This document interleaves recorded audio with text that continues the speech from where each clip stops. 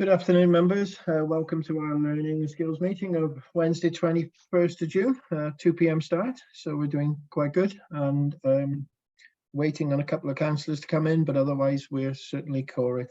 Members, there is Welsh translation available today, so please make use of this. Thank you, Ilis, for joining us. Diolch yn fawr. Members, the interpretation icon on the bottom of your bar, is everybody happy that they can access that if need be? Yep. Good. Members, no other opening remarks. I'm going to move to apologies, and my understanding that Emma Palmer is the only apology we have received. Members, do you have any other apologies? No. Okay. We'll note Emma Palmer's absence then. Item 2 on the agenda, disclosure of interest. Members, judge on your silence if there are any. And item 3, similarly, declarations of party whip. Members, I'm assuming on your silence that there are none. Good. We'll go straight into item 4 on the agenda, the school music plan. And Lindsay's going to take us through this. Thank you, Lindsay. You've updated some information that we discussed in our pre-meet. Thank you for that. Members, that's come across by email today that might help you in your deliberations and consideration of Lindsay's report. Lindsay, I'm going to hand directly over to you, and Lindsay will take us through the music plan, which is pages 3 to 14 in your budget pack. So good afternoon, Lindsay. Welcome to our meeting. Thank you, Lindsay. Yeah, Councillor Thomas, thank you firstly for giving me the opportunity to present on what's happened so far in the music plan in Powys. I'm very proud and excited of what we've achieved in such a short space of time, and I hope this presentation does justice to the work that's been going on in schools right across the county in the last 6 months. So the vision of the national plan is that all children and young people in Wales should be able to play, sing, take part in and make music with others, along of course with the realisation of the benefits music brings to health and well-being, which I know that we all feel is particularly important, coming out of the challenging times of COVID, to help build that sense of conniving and community and ensemble in school, and music has the magic to do that. The plan was published in the summer term of 2022, with delivery to commence from September 2022.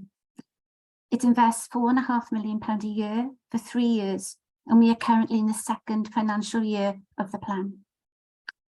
Now, I took up seconded post halfway through last term, so I came part-time since November, full-time from January for the next 5 terms.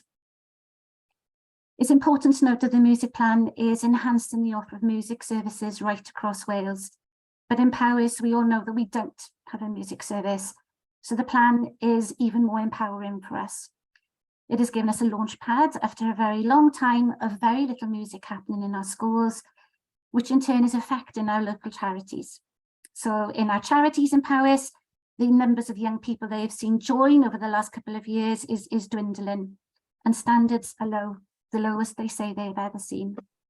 So for Powys, this plan is injecting a sense of hwyl, enjoyment, knowledge and understanding of the joy, skills and possibilities that music can bring the pupils and school teams in Powys, especially with the introduction of the new curriculum in Wales.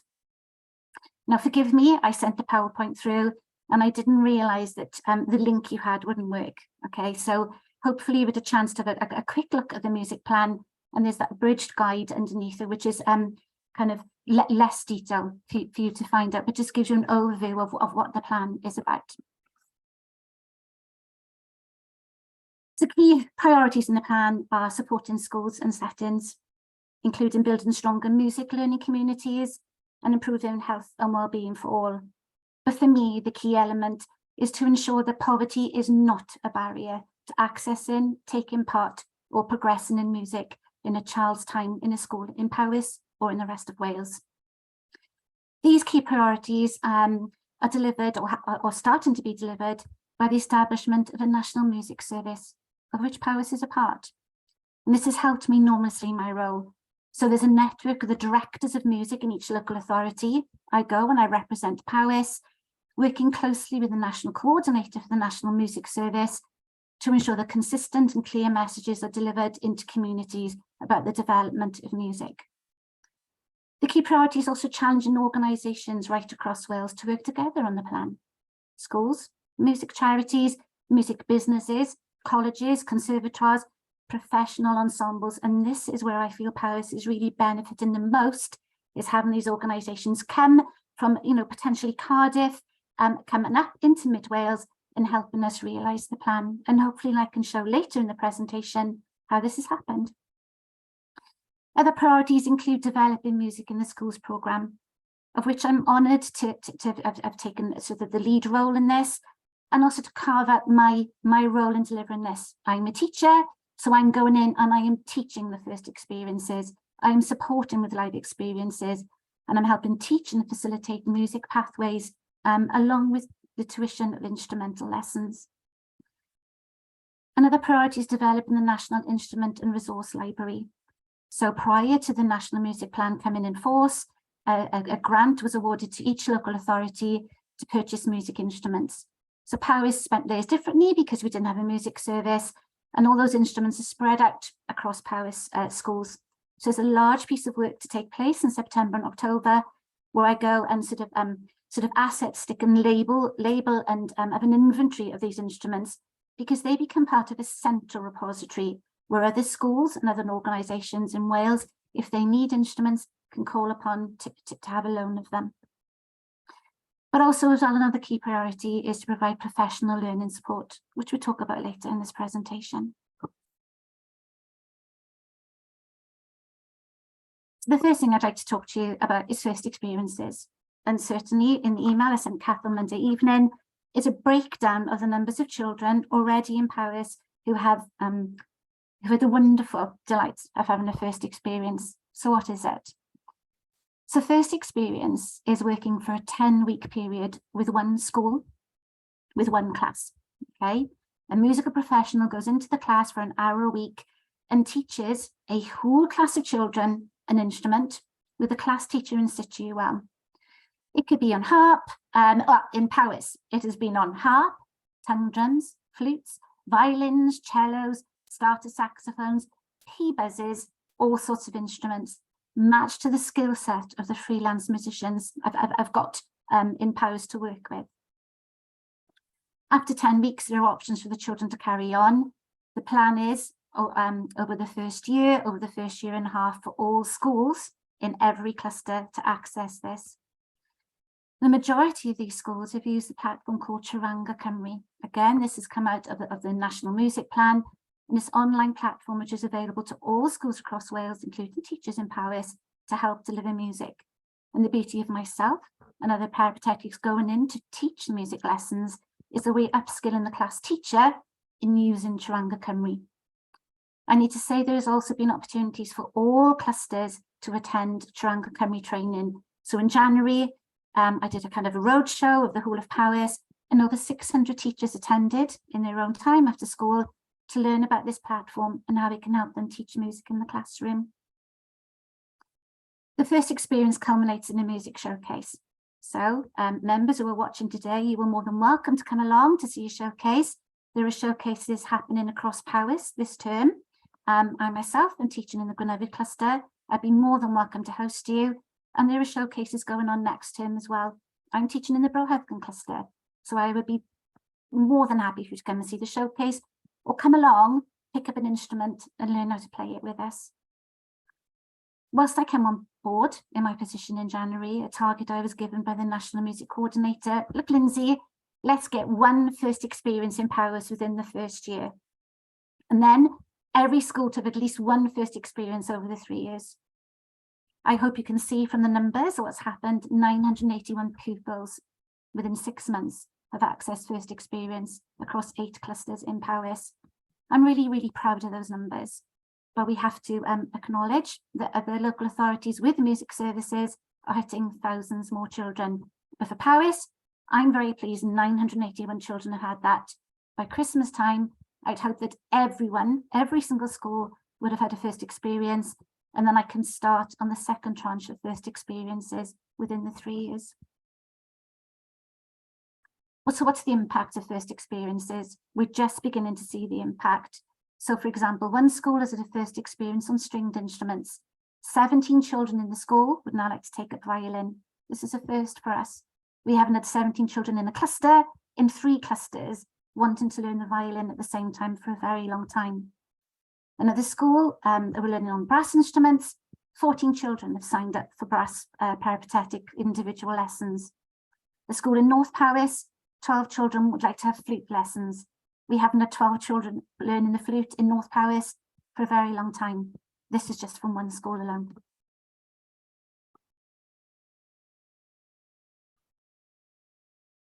There's also an instrumental lesson that's followed the first experience, pupils in Powys.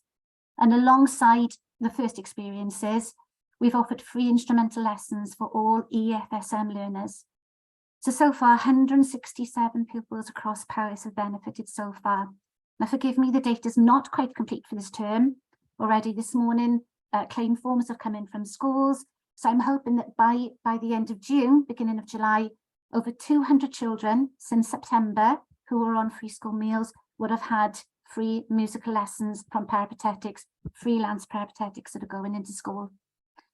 As long as the grant can afford it and we can sustain it, I would like to think that we can offer this for every single term of the plan. We also realised that poverty and cost was a barrier for other families as well. And there's that risk if your child wants to pick up the trombone or the cello, you know, that investment from parents when the children might lose heart, lose interest after 5 or 6 weeks. So we're offering 10 weeks of free funded taster sessions on a new instrument for small groups of pupils. It's not one-to-one tuition, but children going into a room with a peripatetic, 3, 4, 5 children learning the basics of an instrument together. Research has shown that this is the most productive way of learning a new instrument.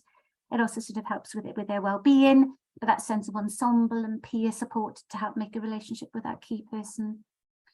So we only introduced this from the end of March, and already at least 150 pupils in Powys have benefited from this. So for example, some children who've been on first experiences for 10 weeks are now picking up 10 weeks of free taster sessions. So the plan in effect could give them 20 weeks of funded instrumental lessons before that decision is made if that child wants to carry on, and then looking at, you know, how families will be able to afford that moving forward. Under the plan, we're also looking at September, and this has been shared with a small number of peripatetics that I know are working in Powys, and will be shared with head teachers within this term, looking at setting up pilot projects for breakfast clubs, lunchtime and after school clubs. So a musician goes in and might teach recorder or drumming or ukulele. For those children, a sense of well-being, who particularly might not enjoy lunchtimes where they're all outside, who can make music together, and also bringing children together from different year groups, so they're not just learning with the same age child. Another pilot that we're starting this summer is a cafe pilot, and if it works, I would be keen to roll this out over the rest of the time that I'm in position, where a professional musician goes in, at the moment is going into a hotel in North Powys and set up a music cafe. So, you know, advertising to families in the area, if your child plays this instrument in school, come along with your child and for a period of weeks, over a cup of tea or coffee or soft drink or whatever, make music together. Again, that sense of community and bringing people together. Another key element of the plan, and one which is hugely important to me, is live experiences. If we're going to motivate, if we're going to inspire, if we're going to want these children to become musicians, they need to have a role model and they need to see it and hear it. That sense of discipline from a musician, that sense of control, of perseverance, of concentration, and seeing how the musicians interact with each other is really, really important. So the plan in Powys has enabled us to bring live experiences or take up to, the figure is wrong because I did my maths again this morning and I realised it's more like 3,800 pupils right across Powys since January 2023 have experienced a live performance. Figures for the live experiences were emailed out to you, so you can see a breakdown of the clusters And yes, not every cluster has experienced a live experience yet, but all heads have been reassured over a period of time they will all get at least one live experience. The live experiences have included a professional percussionist going into school and delivering a performance, that the cymbals coming together and the children feeling the vibrations in the air, of seeing, with 4 sticks in 2 hands, playing a professional sized marimba, of involving and seeing someone playing the instruments that might have been in their school hall for a long time and really making exciting music with them. The Band of the Prince of Wales have been great partners with this, and I'll talk about them in a minute. Welsh National Opera have been great friends. We've had a harpist go into a school, and this is very important. Sadly, it's been very difficult to find Welsh-speaking music tutors at the moment, but for the harpist to go into a Welsh school and speak Welsh with the children, and for the children to see the power of the instrument and to even kind of touch it, to feel the vibrations of the string, is magic. I would like to have harps right across Powys. We had a pop group going to Llanfellin cluster.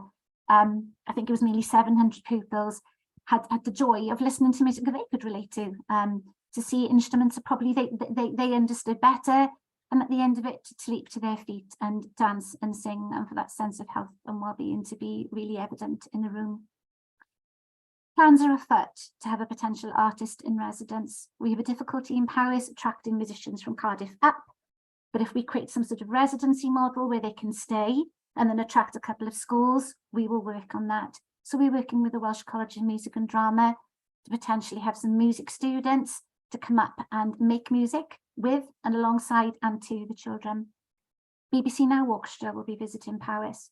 Welsh Chamber Orchestra will be visiting Powys. Hopefully the music plan will enable opera singers, pop singers, town bands, string quartets made up of the music charities in Powys, as well as brass players from the brass groups in Powys going into school and choirs and making music to and with the children. I'm working with a couple of pilot schools for our very own high school pupils who are learning musical instruments to go into primaries and 3+ settings to perform, building up various skills within the new curriculum for Wales of performing and responding and reflecting on their own performance, but sharing and showcasing what they can do with the younger children and hopefully motivate them further. The first experiences in Welshpool culminate on July the 7th. And what I particularly love about this is they're going to put a showcase onto their parents. The Welshpool High School music teacher, who's leading the first experiences for me up there, is taking her music students in a minibus and taking them to Ardleen and to Gillsfield School. So those children enjoy the performance of the primary children, but also they get a concert from the secondary pupils as well, making strong transitional links between the schools. The impact is high. It gives the children belief they've got that positive role model of the musicians they're seeing, the discipline and behaviours, and it does have impact. So, for example, the Band of Prince of Wales have gone to several schools in Paris for me already. After 20 children in one school wanted to sign up to take a brass instrument. It's unheard of. And another school in South Paris has decided that every child in their Key Stage 2 department is going to have 5 weeks tuition on a brass instrument. The music plan is more than music. Yes, we might get some James Galways or Nigel Kennedys out of that, but it's about having those children putting the instrument in their hand, for them to feel that sense of belonging, enjoyment, ensemble. And music shows all teachers a different side to the pupils they might not see in a more formal learning environment. Music is also about math, science, and art, encompasses all the areas of learning. Okay. So another thing that the music plan has enabled me to do is to take children out of Powys to auditoriums. So, for example, the Welsh National Opera had a schools concert in Cardiff and Birmingham Hippodrome. So we were able to take 400 pupils from Powys to the Millennium Centre and Birmingham Hippodrome. And at the time, I was faced with some criticism. You know, why are you putting on a bus? Why are you spending money and taking children there? And I'm sure that you will understand. I got into the auditorium before the children, and to even see their faces as they walked through the door of the Millennium Centre into the auditorium, and it took their breath away when they saw the size of the space.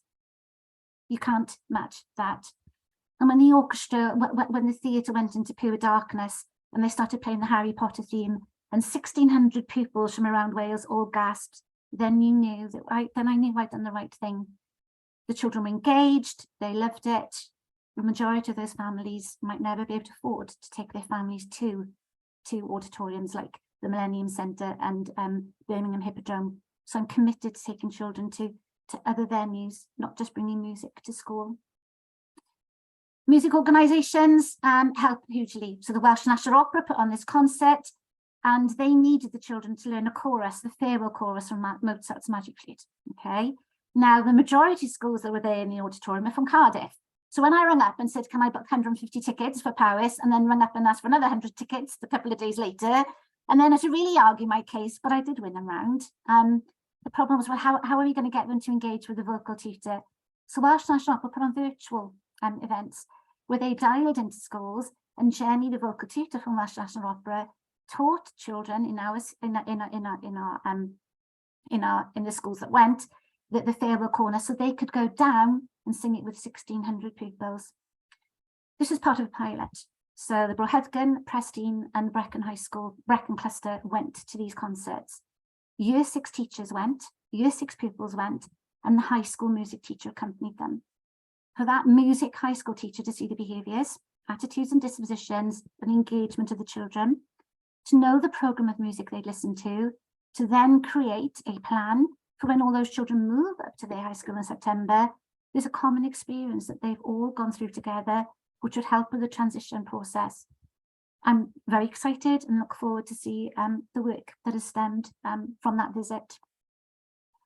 Theatres are also opening up rehearsal spaces for us. So the music plan is enabling me to take children to Theatr Brycheiniog and other theatres in Powys so they can watch rehearsals of professional bands before they put the concert on in the evening. However, the turning point for me, and this is very exciting, is that the week before half term, I was invited to speak at the National Music Forum Wales to chart Powys' journey with music so far in a short period of time. I didn't realise how large the audience was, but it did go in my favour, because that afternoon my email was pinging from offers from help from BBC Now Orchestra, contacts with British Sign Language choirs, male voice choirs, orchestras, rappers, beatboxers, who are offering help to come into Powys and help with music. It was a good opportunity for me to put in perspective the journey we've been so far, but also think about the challenges that we're going to face for sustainability in the future. But also in that week, we had massive support from the Band of the Prince of Wales. So before I was a teacher, I was a military musician in the band of the Royal Electrical and Mechanical Engineers for 9 years. The opportunities that music gave me have put me in this seat today. It made me the teacher that I am, it made me the head teacher that I am, it's made me the person that I am today. The first friends, the first group that reached out to me, and the first musicians to really have impact on the music plan in Powys is Corps of Army Music. For 4 days before half term, they toured Powys. We had 4 centres. And in the morning, in the Inspire programme, the band played to primary school musicians to inspire and motivate and hopefully showcase to the children the chances they could have with music. And of the afternoon, high school pupils came together through a programme that was written around the GCSE syllabus of work. So the children were hearing, high school pupils were hearing familiar music to them. They're making links within chords and genres and music terminology. For me, it was brilliant in that for particular Newtown High School was on the Wednesday. We filled Newtown High School in the morning with 350 pupils, primary pupils. Of the afternoon, 150 high school pupils there. And the plan was able to bus children from Welshpool High School, Llanfallin High School, Brokerinion High School, Newtown High School. Bringing those pupils together, now we've done it once, why can't it be done again? If pupils leave school to play in a rugby tournament or in a football tournament, they should be leaving school to make music together as well. And I'm really pleased as an offset of this, is that Monty Youth Music, which is a charity in North Powys, I've been working with them and they are planning a get together on July the 14th of all high school musicians in the north of Powys, a day's workshop and then a concert in the evening at 6 o'clock So if any of you are available to come, I know the Monty Youth Music would welcome you with open arms. Getting the band of the Prince of Wales on board has been a coup. Okay, so often the Corps of Army Music put on masterclasses, and often they're in Horse Guards Parade in London. So if you want to learn the clarinet, clarinetists from around the UK, from England, go to London and they learn techniques on the clarinet, horn, or whatever instrument they may be, with the top musicians. We're in talks to possibly bring a residential to Powys, which will invite children from across Wales, potentially on brass instruments. I really, really, really hope that this comes to fruition, to put Powys on the map of hosting a residential, and to forge those links with the Corps of Army Music, which could strengthen the music plan in Powys and across the rest of Wales. One of the remits of the National Music Plan was to signpost and share with communities the work that has been undertaken to celebrate and share, but, you know, what's happening in schools, but also to share what's happening with music charities and music groups locally. Okay, it's proven to be very successful.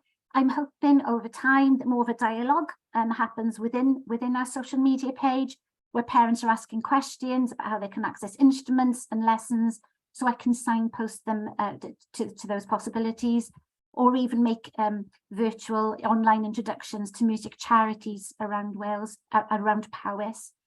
Because the whole point of the music plan is to get these children interested in school, they take up an instrument, and then they feed into the national, eventually the national ensembles.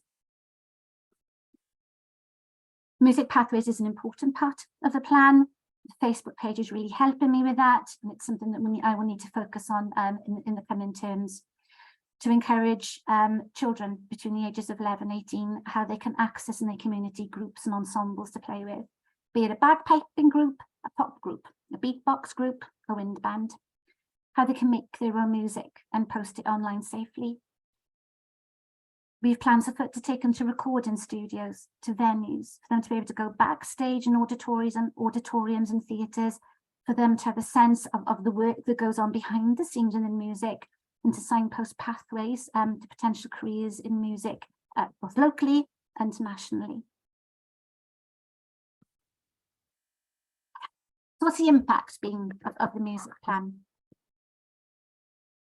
For me, it's given me the role of working really closely with clusters, okay, bringing them together.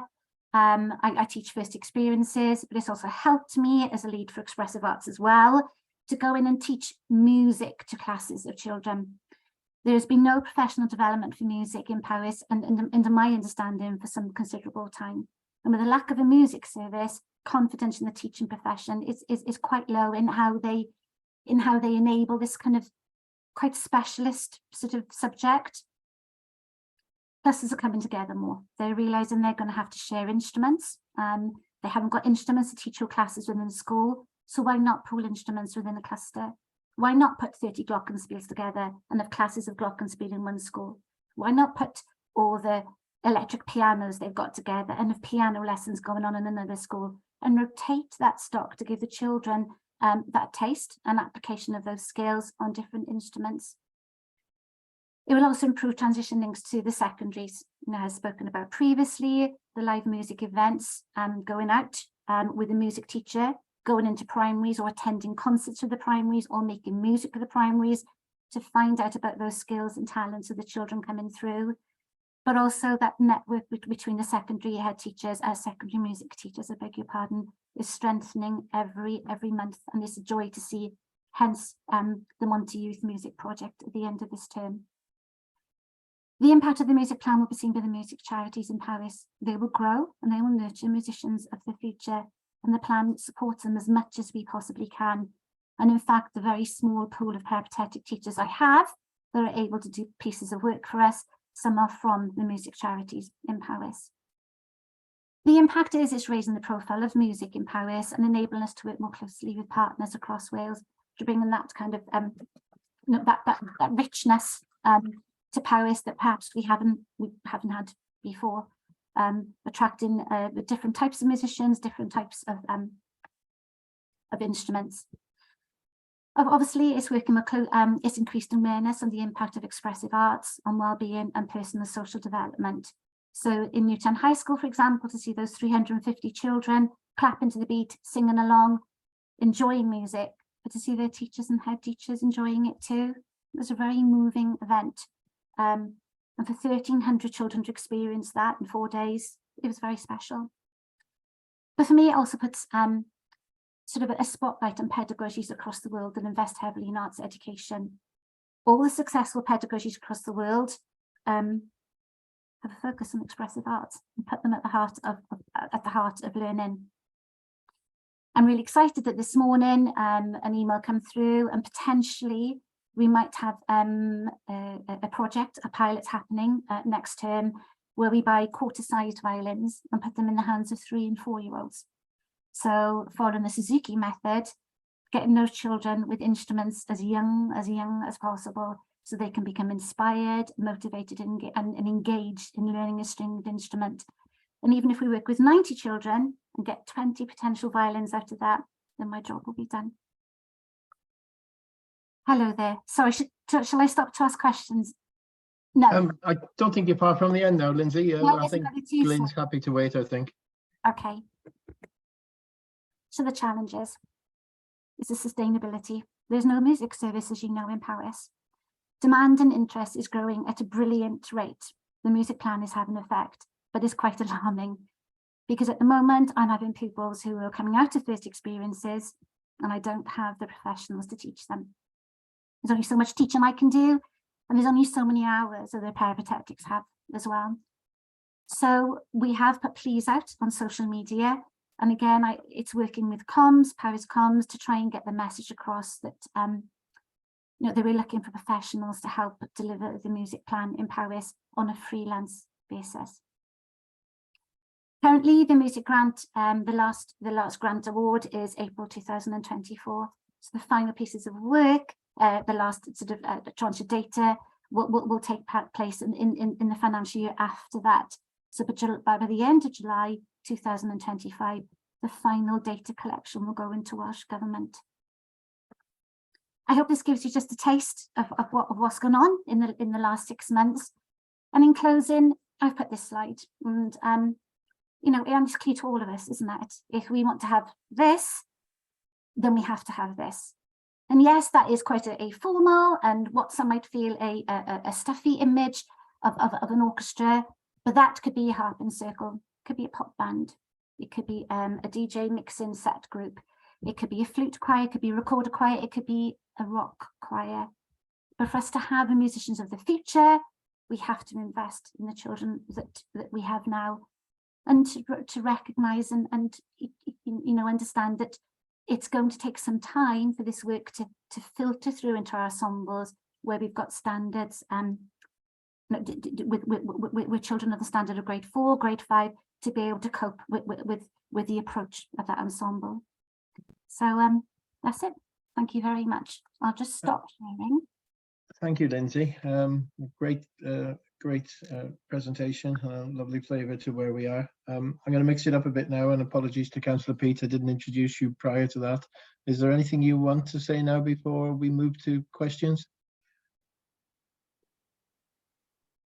No, I've got nothing to say, but on this one, other than to thank Lindsay.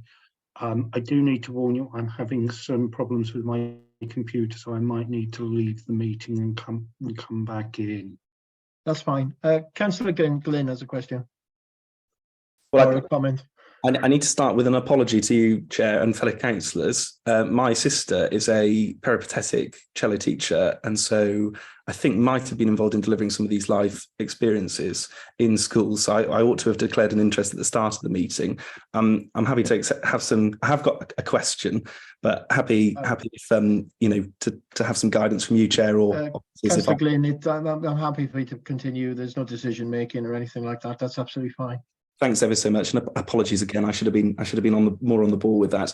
I suppose, and thanks ever so much, Lindsay. I'm really lucky in my family that I was taken to Theatre Havren to see live performances of BBC Now. But I'm acutely aware, and my parents spent lots of money on private tuition for music, but I'm acutely aware that that's not something that lots of children are able to experience. And just focusing on the live experiences, I'm grateful that you sent through those figures about where those live experiences were taking place. I'm just wondering, in terms of measuring the impact before this project started, do we have any idea of how many live experiences kids were having through schools before this project started? No idea. Okay, so I took a data collection of the amount of music that was happening, musical instrumental lessons, and actually the data collection went back to Welsh Government was very poor. It was incredibly low. The next set of data needs to go in July the 31st. So of course some of the figures I've shared with you today will be going back into that. I think what I would hope is that the music plan has shown a model as well to schools of how live music can make a difference, and that as much as I can through the music grant enable those experiences. But what I'm also doing is signposting schools to Arts Council Wales. So there are grants there that they can access to either have live music in their school or to work more smartly as a cluster. So if I'm paying for live music to come into one school, why not pool a grant and bring them in and bring all the children together? So I have got pupil voice for what's happened since I've been in post, but there was very sketchy data, Councillor Preston, of what had been happening in schools before that. Thank you. Go on, Glyn, quickly. Just to come back very, very briefly, that's not a surprise, but it's great what's been going on, and thank you ever so much for your work anyway. You're more than welcome. Thank you. Margaret's next. Margaret, there we go. Thank you. Sorry. Yes. Congratulations on what you've done so far, because you certainly set things in motion. You've got a very, very clear vision, and you are doing and bringing people together in an amazing way. And it makes me so sad because, of course, I know what was there before. And it was a very vibrant music system, a structure in Paris. It wasn't perfect, things never are. But I saw what happened with the demise of the music service. And so it's wonderful to see. And also you come at that with what is required for now and the future, which is different from what we had in the past. But you were talking about Welshpool going out to the school of pupils in the high school going out to primary schools. Now they had 3 orchestras in Welshpool High School. Yeah. In the past. I mean, the music, they had a particularly talented person who was there, but the music there, and so many children joined at that time because of everything that was there available for them, and it was because, and you said it, the joy that music brings, and it was promoted in Welshpool High School because particularly of one member of staff, but it was. And it just made a comment now, anything that goes out to young people and children, whatever it is, in what form. I mean, I saw the Welsh Government stuff, I read what you'd sent. Well, I just thought, this is awful. It brings no joy or anything. It doesn't convey that about music. I know it might help in certain aspects of things people are concerned about at the moment. Don't have a problem with that. But I just thought, for goodness sake, I'd like to rip this up and redo it in a form that would really, they don't look at it somewhere online, wherever, and excite them. And it didn't excite me, and I thought, well, I'm not sure would it excite. And I thought, who in the Welsh Government did that? But there we are. That's nothing to do with you. You've got to carry out. You've just worked so well carrying out what's needed. But really, I mean, obviously, sustainability and what's going to happen in the future is the main concern. But a couple of things are really, one is the impact and how we capture that impact on children. Children conveying their own stories somehow in a way that is going to engage if you present it somewhere. And it really will take somebody's attention.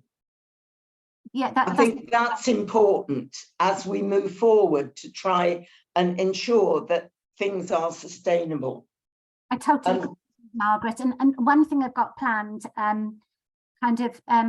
we've collected pupil voice, and I want to create a video which showcases what's happened in Paris, and then share that on social media. But in regards to what you said about the music plan, which is kind of, you know, a bit dry, full of information, I was in a National Music Service meeting this morning, and there's comms being put together. So in September, there's going to be this kind of celebration of what's happened so far in social media, potentially in the news, to share, you know, at a more accessible level for everyone to be aware of what the music service and the music plan can do. Yeah, no, I think that. Anything more, Margaret? Yes, one thing, it isn't in the document really, but I do feel, I don't know how closely you're working with additional learning needs. There is that, because music is a marvelous, marvelous vehicle in so many ways. And I don't know how closely you've got enough to do, but I do feel that that's an area that, if it hasn't been highlighted and sort of looked at, is one that I would think music could play or be involved in significantly there. Absolutely, Margaret. So in regards to additional learning needs, the difficulty is that because we don't have a music service, I don't have that group of people to draw. You don't have, yeah. Okay. So again, you know, putting pleas out for musicians, and slowly I'm beginning to build up that network beyond Powys of people who will come to Powys, and certainly additional learning needs and the special schools will get that support next term. Because I think there's a lot of benefits for music for children with a wide range of issues. Thank you, Margaret. Yeah, thank you for that endorsement, Margaret. We move on to Lucy, Councillor Lucy, and then Councillor Sue, please. Thank you. And I just wanted to say, Lindsay, how great that is to see the amount of work going on, and your enthusiasm. It's fantastic. And my question is to do with sustainability of the taster sessions, really. And I was wondering whether you're able to work with organisations cross-border as well as just in Powys. Because, for instance, and you may well be aware of this and maybe working with them anyway, but Porthwine Brass Band, which is just over the border from the Llanfachlin catchment, provide free instruments and free tuition to beginners.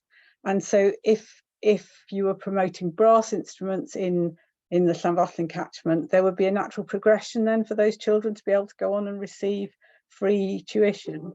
And I'm hoping that there would be, you know, similar situations elsewhere where you could use other organisations. Thank you. So I think what's happening is, as I'm more settling into the role and people are beginning to find out more about the music planner, they're reaching out to me. Now, I haven't heard from that group, but I would be very interested to make contact with them. Because I can pass on. Have, you know, I would welcome it as well. Really, really welcome it. So what did you say the group was? Sorry. Porthwine Brass Band. Okay. Porthwine Silver Band, sorry, I think they actually are. Brilliant. Thank you for that. Good. Thank you, Councillor Lucy. That's good. That's a good suggestion. Councillor Sue. Thank you, Chair. Can you hear me okay? Only just I can, to be fair. Is that better? Yeah, that is a bit better. Yeah, go and fire away. Okay, thank you, Chair. Lindsay, I could feel your passion in this presentation. It's fantastic to hear. Just for me to tell you, I'm the great-granddaughter, the granddaughter and the daughter of ex-bandsmen, and currently I'm a sister and an aunt to two players who play now in the Ystrad Town Band. Ah, okay. So I have the contacts there for you. Yeah. have a whole raft of instruments that they would love to loan out to the school and encourage pupils to come along and join the band alongside having these taster sessions that you've set out. I don't know about the instruments that are left in the schools because brass bands, I'm talking about brass now, you know, not wind instruments. They seize up and they're not in the best of condition if they're not used regularly. So I don't know how many of those you'll find in our schools good enough maybe for the kids to take on. So as Councillor Lucy said, you know, quite rightly with Porth y Waun, this is a good opportunity to liaise with Ystrygynlais Brass Band, and I can give you those details, as I said.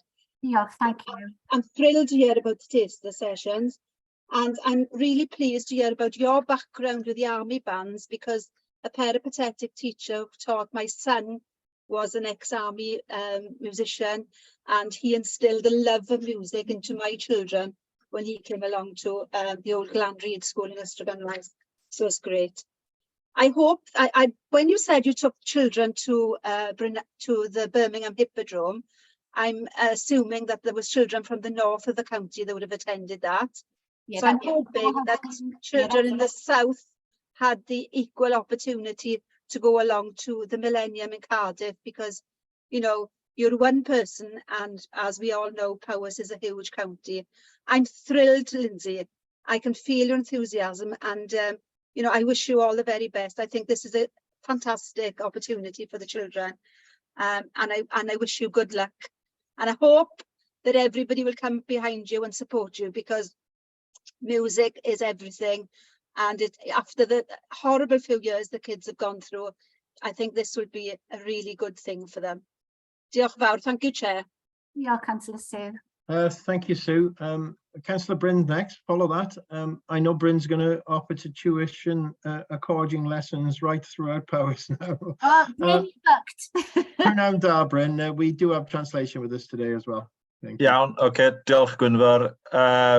Gwych clywed y brwdfrydedd sydd gennych chi, a mae hwnna'n mynd yn bell iawn, mae'n mynd llawer pellach na just y swydd, allai bod yn sicr hynny.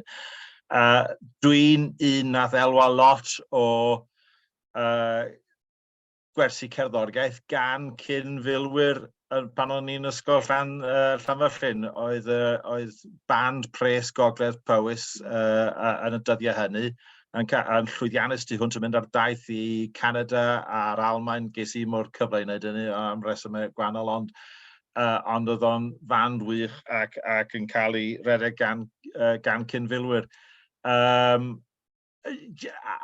pwynt philosophical os liciwch chi, dydy o'n, a dwi'n mynd disgwyl i chi ateb hwn, dwi'n hynod falch bod chi efo ni ac cefndir arbennig.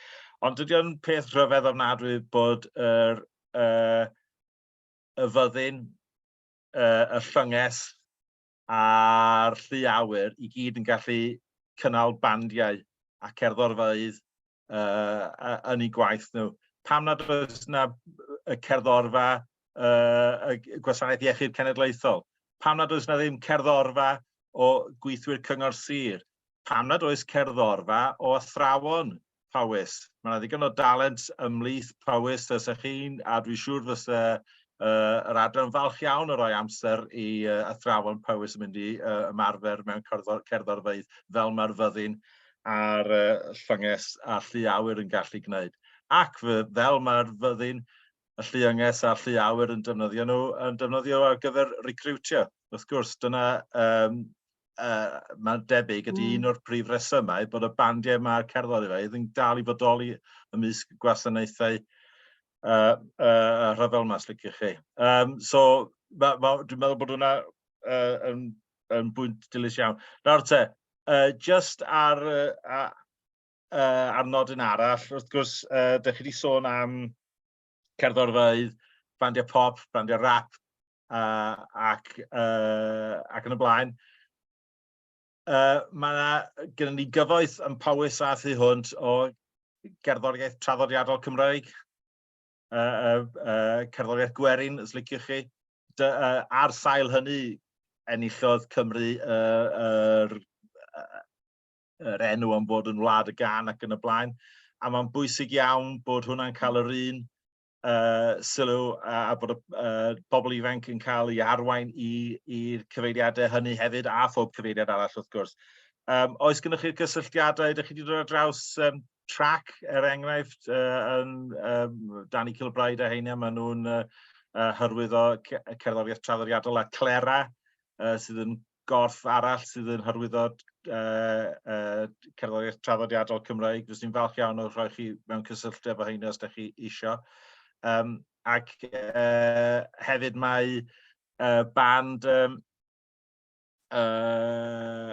Arian Porthawain yn barod yn gweithio gydag ysgol Pennant yn Nyffryn Tanat a o bosib iawn ysgolion cynradd eraill, dwi'n siŵr, ond yn sicr mae'n rhoi gwersi i plant ysgol Pennant yn barod, so fysa bosib cael cysylltiad unai trwyddo fi neu trwy ysgol Pennant pan y fo'n fawr. Dyna fo am rwan, diolch yn iawn i chi. Diolch, Councillor Bryn. And just to come back on 2 points, and forgive me, I can't respond in Welsh. I do apologise, but I totally agree with you. When you talk about the talent in Powys, and one thing I see when I go into classes to teach, uptight body language, children pensive about what they're going to receive, and by the end of it, everybody's relaxed, laughing, and the community's come together. And wouldn't it be great if we could have that in other workforces, not just in schools, not just in the military. And with regard to folk music, forgive me for omitting that, but actually that came up in a conversation this morning with the National Music Service, and a focus on the online platform that I mentioned in the presentation, Sharanga Cymru. They are putting together folk music units for all schools in Powys to access. And one of the focuses within the National Music Service will be folk music right across Wales. And that's probably going to come the second or third year of the plan, as well as being looked at now. So there's going to be materials there to support schools in that for sure. And there is, of course, the massive crossover with that and dance as well. Absolutely. So not everybody can play a fiddle, but they can all move around to it. Absolutely, absolutely. Oh, diolch yn fawr. Iawn, diolch chi. Thank you. I've got Councillor Allard and Catherine waiting to comment. I've got Georgie. Georgie, if you're happy, I'm going to bring you in when I've finished with the questions, and then there'll be question. Councillor Allard, please tell us about your music playing skills. Don't go there, Chair. I'm the one in the family who lacks any skills at all. My uncle and cousins played in the Porthawain band. Bryn kills the accordion and damages dance floors, and the rest of the family have various talents as well. And question to Sue as well. So why aren't you playing in one of the bands as well, Sue? You wouldn't want to know, Councillor Allard. Yeah, diolch hefyd. Thank you very much, Lindsay. Just a shame we can't multiply you by half a dozen to work across Powys. You've got a huge amount of work. Just a really quick question. Your first experiences, what age group were you targeting for those? You might have said I missed it somewhere. And also a question for Councillor Roberts as well. As a lot of Welsh Government stuff, it's almost a taster session for local authorities, this music plan. Of course, it depends on the outcomes and the success of the scheme. But as you're reimagining Powys, are you making contingencies to work in funding to sustain this sort of exciting development across Powys? When I first became councillor, we fought and lost the battle around the music services, and that's donkey's years ago now.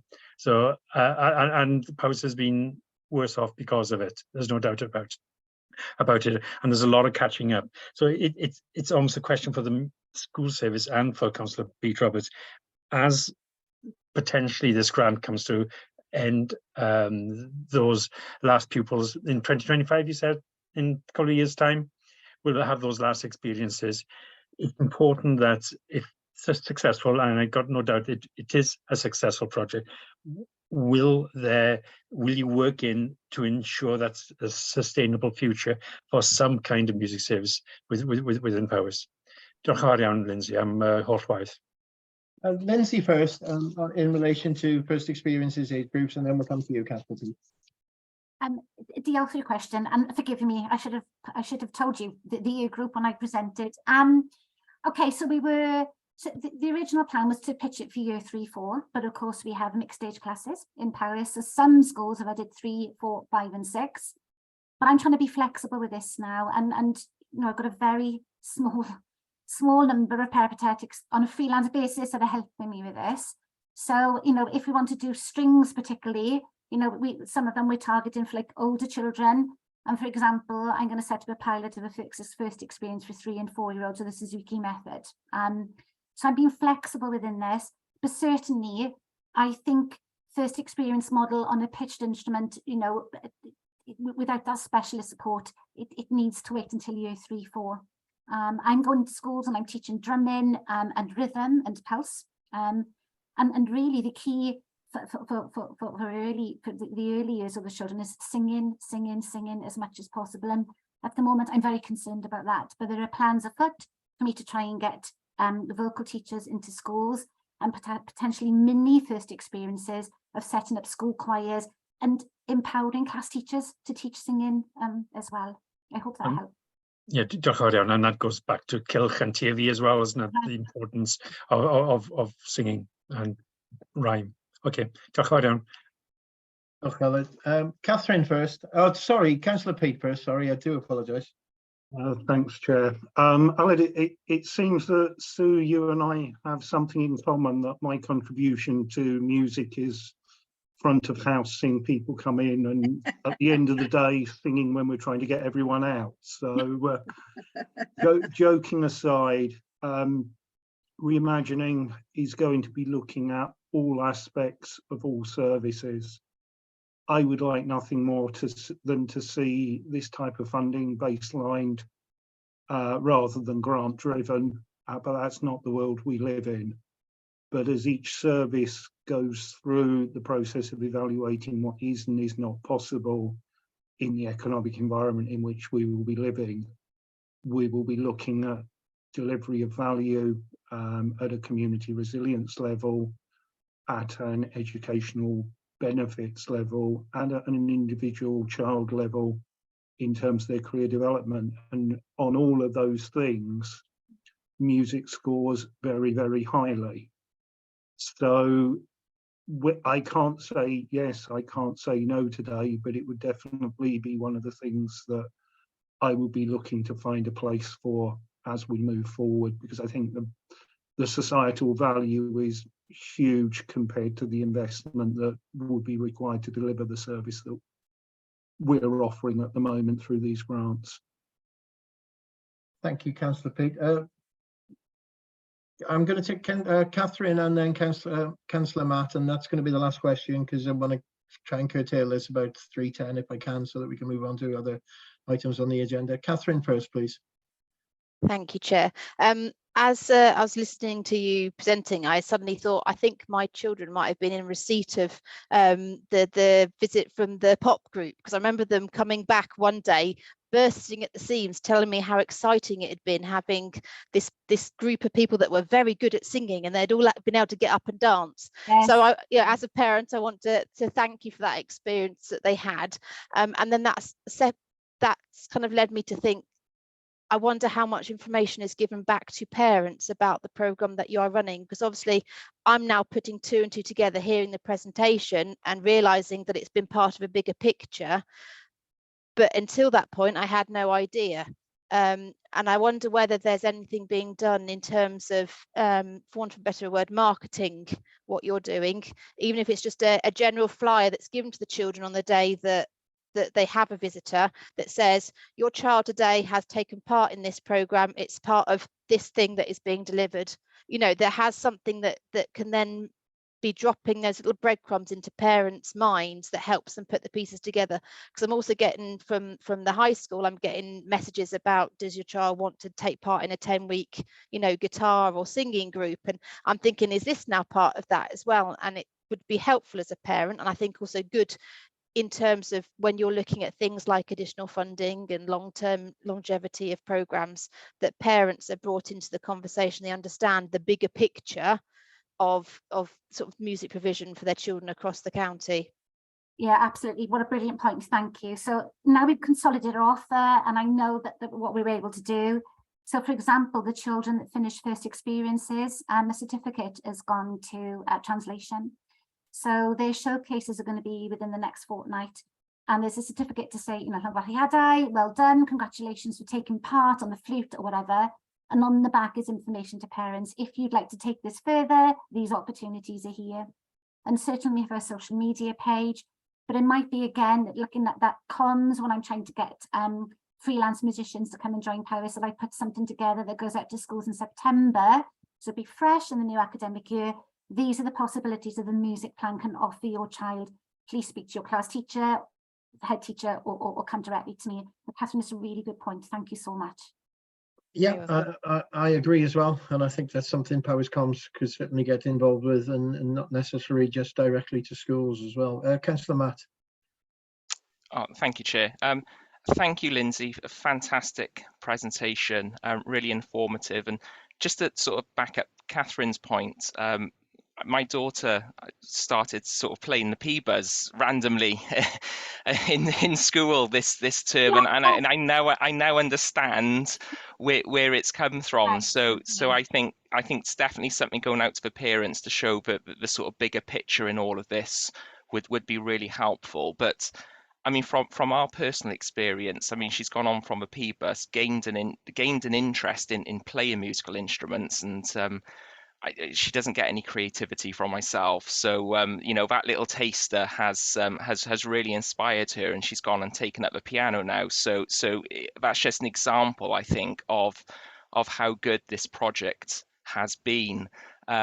But my question is, and it sort of builds upon one of the comments that Alid made, how do we multiply U by 12?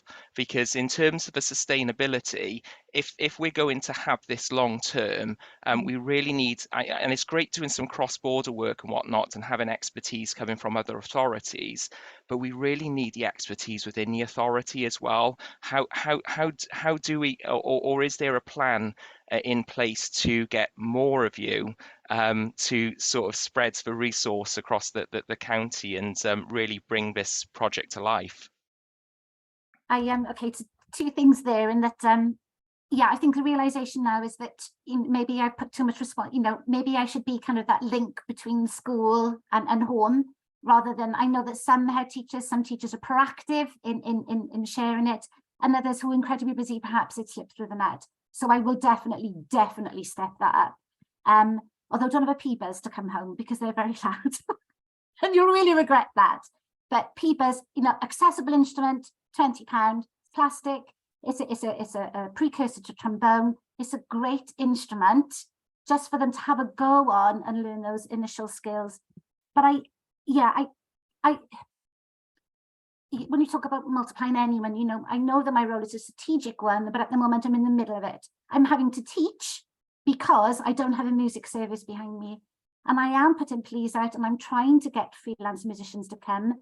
But of course, how can I attract them further? I can't attract them by saying, I'm offering 10 weeks of taster lessons, so you can go to X school and teach for 10 hours. They're not going to, you know, I know of some brilliant musicians in Powys who sadly are working in other local authorities or even traveling to Cardiff, doing a job that's not linked to music because they haven't got that security. And it's all linked to money, isn't it?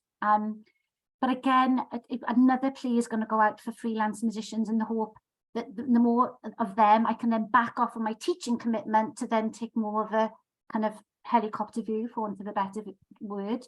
However, I feel very strongly that I should be getting my hands dirty too, so I can support these freelance musicians in their professional development and identify opportunities for them. But I think the music plan has shown us the possibilities of what. Thank you, Lindsay. Georgie, great time to come to you now, and I'm sure you're going to endorse it further, but please feel free to speak. Diolch yn fawr, Chair. Thank you very much. I think Lindsay's sort of innovation problem solution focused personality and energy came through in her interview, and that is so encouraging to see how much she's achieved in a very short space of time. And I am hugely thank you for that, Lindsay, and I know as a service we're very grateful for the work that you're doing. When I joined Powys, I was inundated by other LAs offering to give us help because they knew where we were with our music service. And I was at that point that I didn't have a Lindsay to even pass that information on to. So I think where we are now is incredible, with the fact that we have got this individual that can lead us and challenge the status quo around how you deliver music. I think that's really important, because when we got the original grant letter from Welsh Government, we did go back and work really closely with them about how we could be innovative with that funding and secure this post in a different way. And they were really positive about what we were trying to achieve. And now we've found the individual that can do that for us. It is about sustainability. It is about the long game. It's the curriculum for Wales puts all of the AOLEs at an equal standing, and how we provide enough support provision around all of them. The music service is a key in driving the AOLE expressive arts for us. And as a service and in our future planning, we do need to consider how we maintain this, but also further develop it, because we can see the difference it makes to our learners. And we are working very closely with Welsh Government to secure the grants that, as Councillor Pete said, that enables us to use it in the most effective way possible for the learners of Powys. And that might look different in Powys to how it looks elsewhere. And we've certainly already begun to move in that way. So huge thank you from myself, Jochen Val, Lindsay, for everything you're doing and the speed and pace that we are moving at. But we are aware of how we need to look at our priorities as a service in line with the curriculum development and curriculum delivery and the additional elements of support we need, such as a music service. Thank you, Georgie. Lindsay, thank you very much. As scrutiny members, I think that's a great endorsement of the music plan, and there is a flavour of our comments, and sustainability is the key to one of them. So and Councillor Pete is in the room, and he understands the flavour of our comments today. So I think that's a great endorsement for the work you've done. Quite simply, well done, Lindsay. Inspirational, and it's lovely to have something like this come to scrutiny that we can be so supportive of, and as one as well. So thank you, Lindsay. Thank you for joining us today. No, thank you. I'm grateful, very grateful for the opportunity the role has given me, and grateful for the opportunity to come today to share with you so far what's happened. It's just the start, isn't it? Okay. Thank you. You were completely right, and anything we can assist you further, please don't hesitate to contact us, and I look forward to an update sometime in the future as well, so that we can see where we are. Great stuff. Thank you. Thank you very much. Members, from such a happy item, we now go into school budgets, which will, I would suggest, be a heavy item for us. So maybe we're all in good moods, and we can get through this. Members, I'm not looking to, that's taken a little bit longer than what I thought, but I'm hoping that we can get this through in 60 minutes, really, if possible. Councillor Pete, the pack is 15 to 28.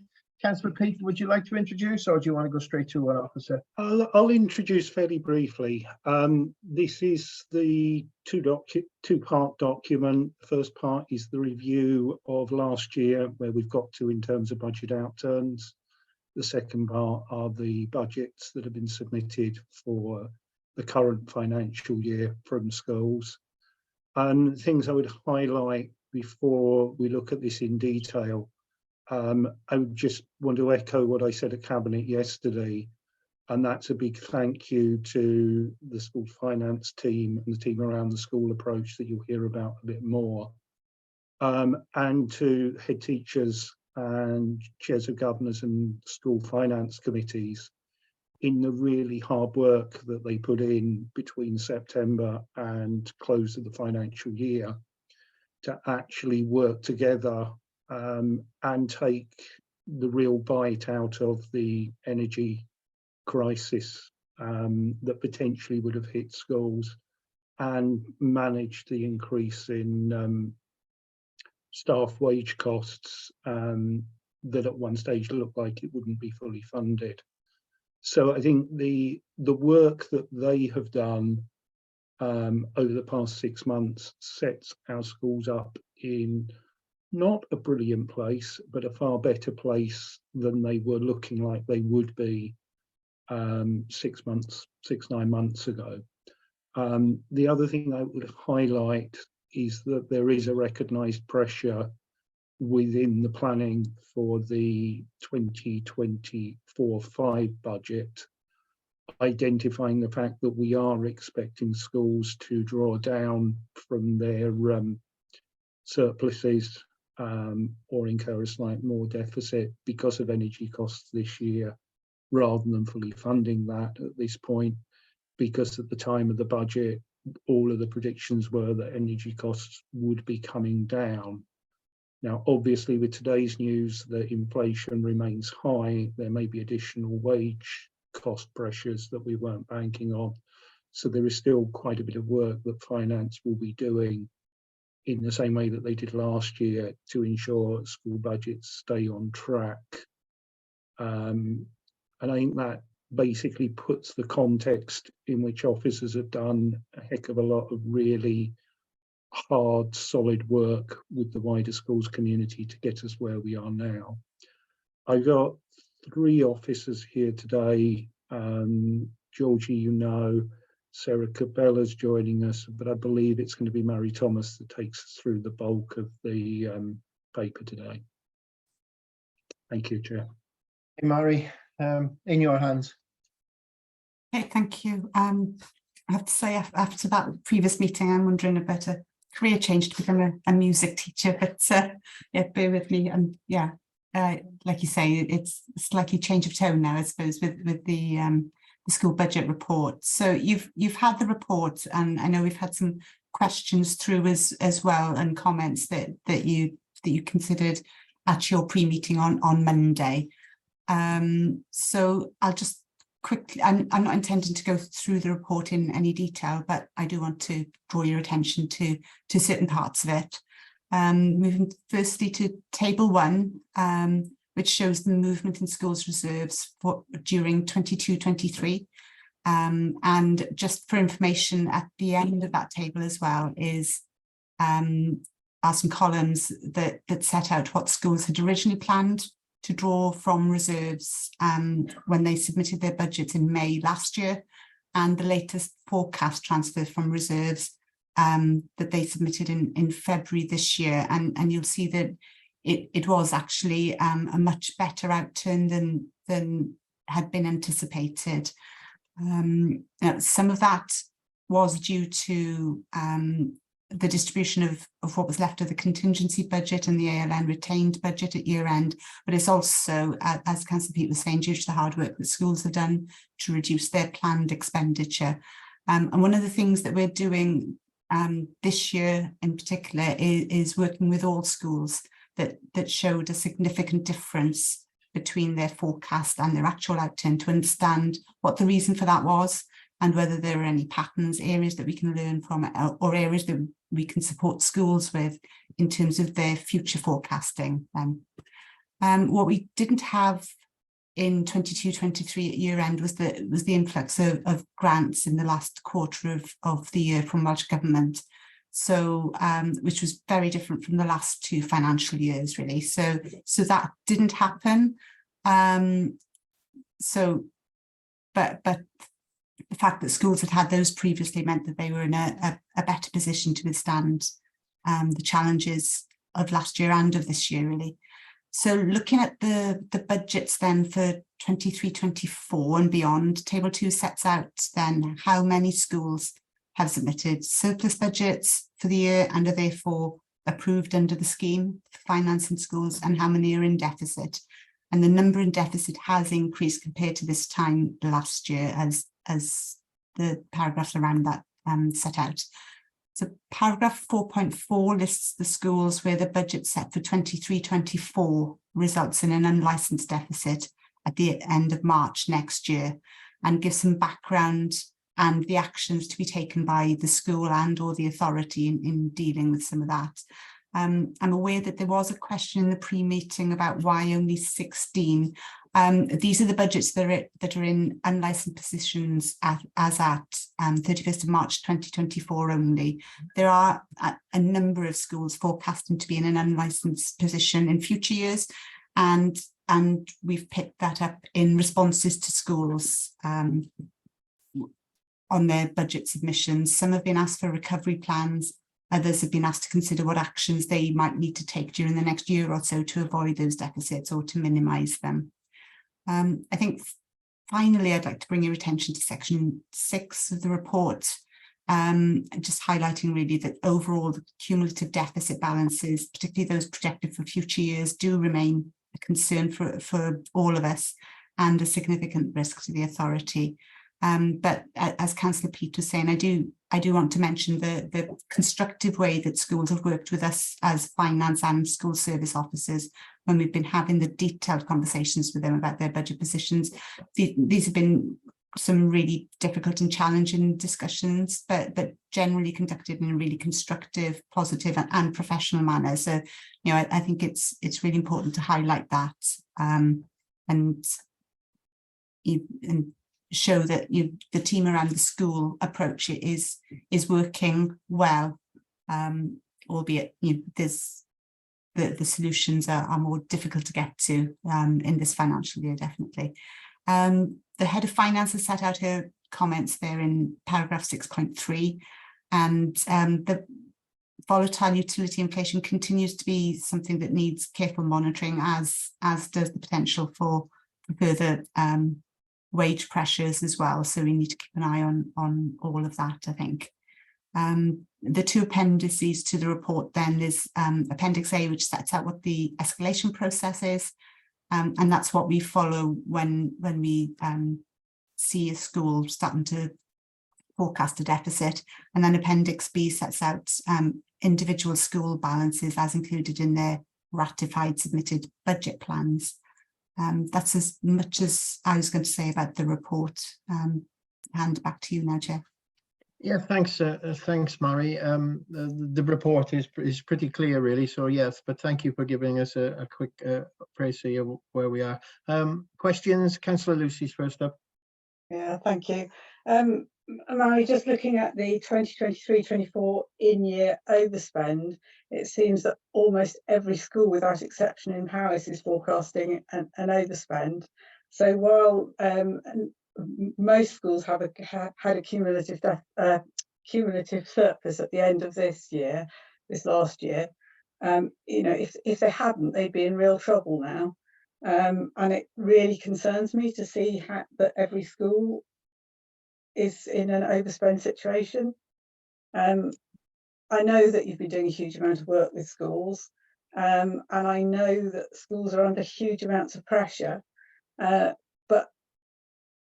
you know, we can't go on like that. And I also am aware that, you know, whereas in future years you can possibly show at this stage a budget surplus, when we get to next year, are we going to be able to do that? Or, you know, is it a true picture of what's going to happen, or are we going to find that by the time we get to doing next year's budgets, we're going to be seeing in-year overspends again?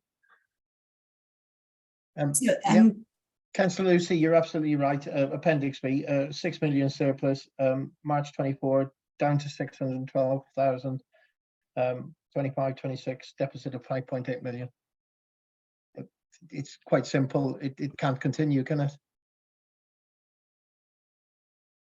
No, so I think in some ways we'd have seen in-year deficits in 23-24 even without the budget challenges, because of when the grants came in from Welsh Government, there was that expectation that they would be drawn down over the next couple of years from school reserves. Welsh Government still keep a really close eye on surplus balances as well.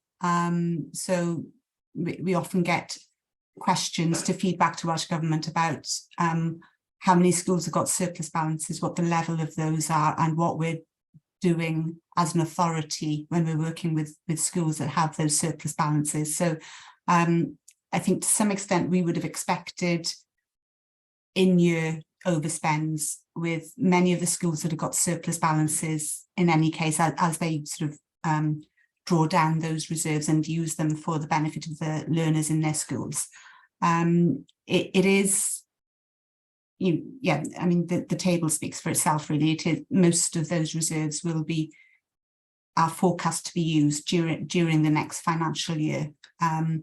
So we will be keeping a really close eye on those positions, and trying to make sure that none of those in-year deficits sort of escalate really and get worse during the financial year. So we monitor them on a monthly basis, and they're reported up through to schools management team and to Head of Education Georgie as well, just to make sure that everyone's aware of the latest position and any concerns that we might have from a financial point of view. So on them comments, Mari, the political decision to make an adjustment of 3.8 million in last year's budget and expect the schools to make £864,000 saving, which is a total of 4.71 million. That's a political decision to remove the reserves from our school service.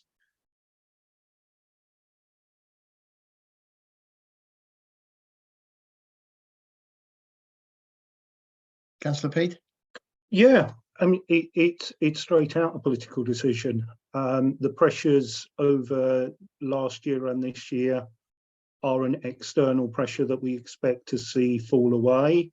That's the statements that we're hearing from the UK government, that these are the energy costs are going to fall away. The reserves were there mainly from grants, again with the expectation and the messages coming from the Welsh government that we would be expected to use those within the this year to tide that over. As I said at the outset, as an authority, as a cabinet, we identified a £2 million pressure that is within the budget planning for next year if that isn't the case. But at the end of the day, there is a political decision to be made, and we took the view that for one financial year there is scope within the school's budgets, within the management process that we had in place and with the assurances that we had received from officers, to take this decision and put the budget in place in the way that we did, rather than keeping high balances and putting the burden onto the council taxpayer of Powys. Whether we can carry that through into the next year, we are very much dependent on a fall in inflation, which the Prime Minister has promised us will fall by half by the end of the year, and hence lower wage pressures or additional funding coming from Welsh Government to cover the pay increases in full, and for energy prices to fall away. Otherwise, we will have to take difficult and different decisions this time in 6 months' time as we look at the budgets. But the other thing that I will highlight is that the funding formula review in the secondary sector, which was started under the previous administration, which we have completed, sets a position that the school's finance team and the high schools can work together to establish the appropriate levels of delivery within their school areas. And we are expecting to see that have an impact on the school budget. With respect, Councillor Pete, the funding formula is not going to rescue a political decision which you've taken X amount of pounds out of the school's budget. The funding formula is not going to rescue that. No, but it's going to give clarity on what schools should be spending. The one thing I would highlight in preparing for this meeting today, I look back at similar meeting notes from previous years, and actually the predictions in year 2 and year 3 this year, albeit for every school, are actually not dissimilar to the positions that were forecast 2 and 3 years out in most of the last 5 years.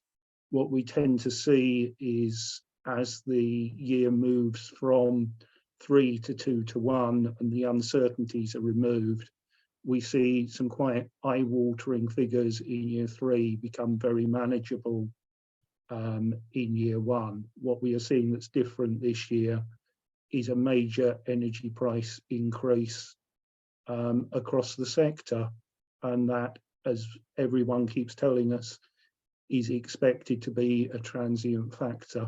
So rather than baselining and placing the burden onto council taxpayers, we took the decision we did. And as a cabinet, we stand by it. Councillor Pete, you're rubbing that brass lamp very hard now and arguing about predicted figures. There's no genie going to pop out, I'm afraid. Councillor Gareth.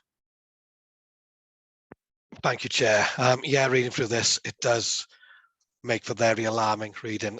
Councillor Pete, you've mentioned a couple of times now about the energy crisis that all schools are facing and the unprecedented costs of energy, and you're hoping that it's going to come down. Can I ask you about the 500,000 and the 2.2 million that was promised into the school budget to address particularly energy savings? Where are we at with that currently?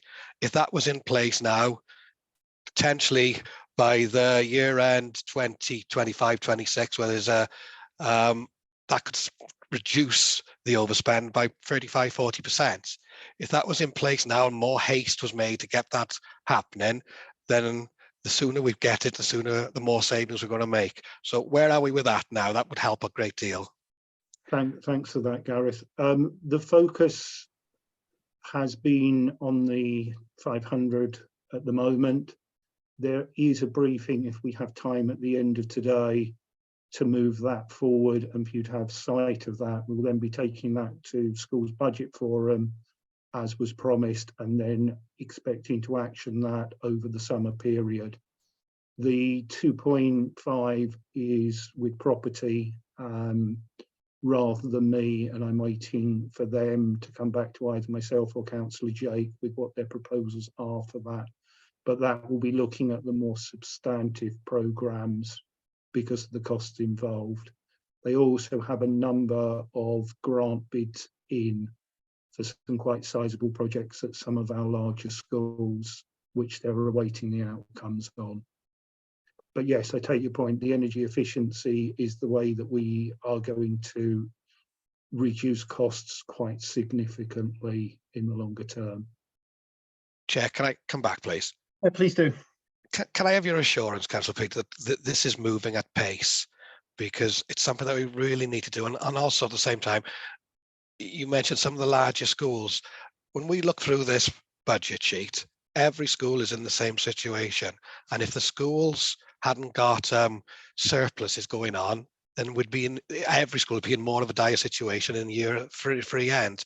So why are you targeting some schools? Shouldn't this be targeted across the board for equality across all?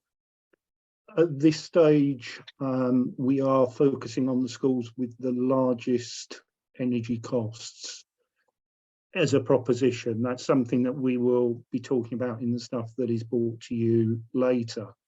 The problem we have is that across our schools portfolio, we have a huge variety of different heating mechanisms.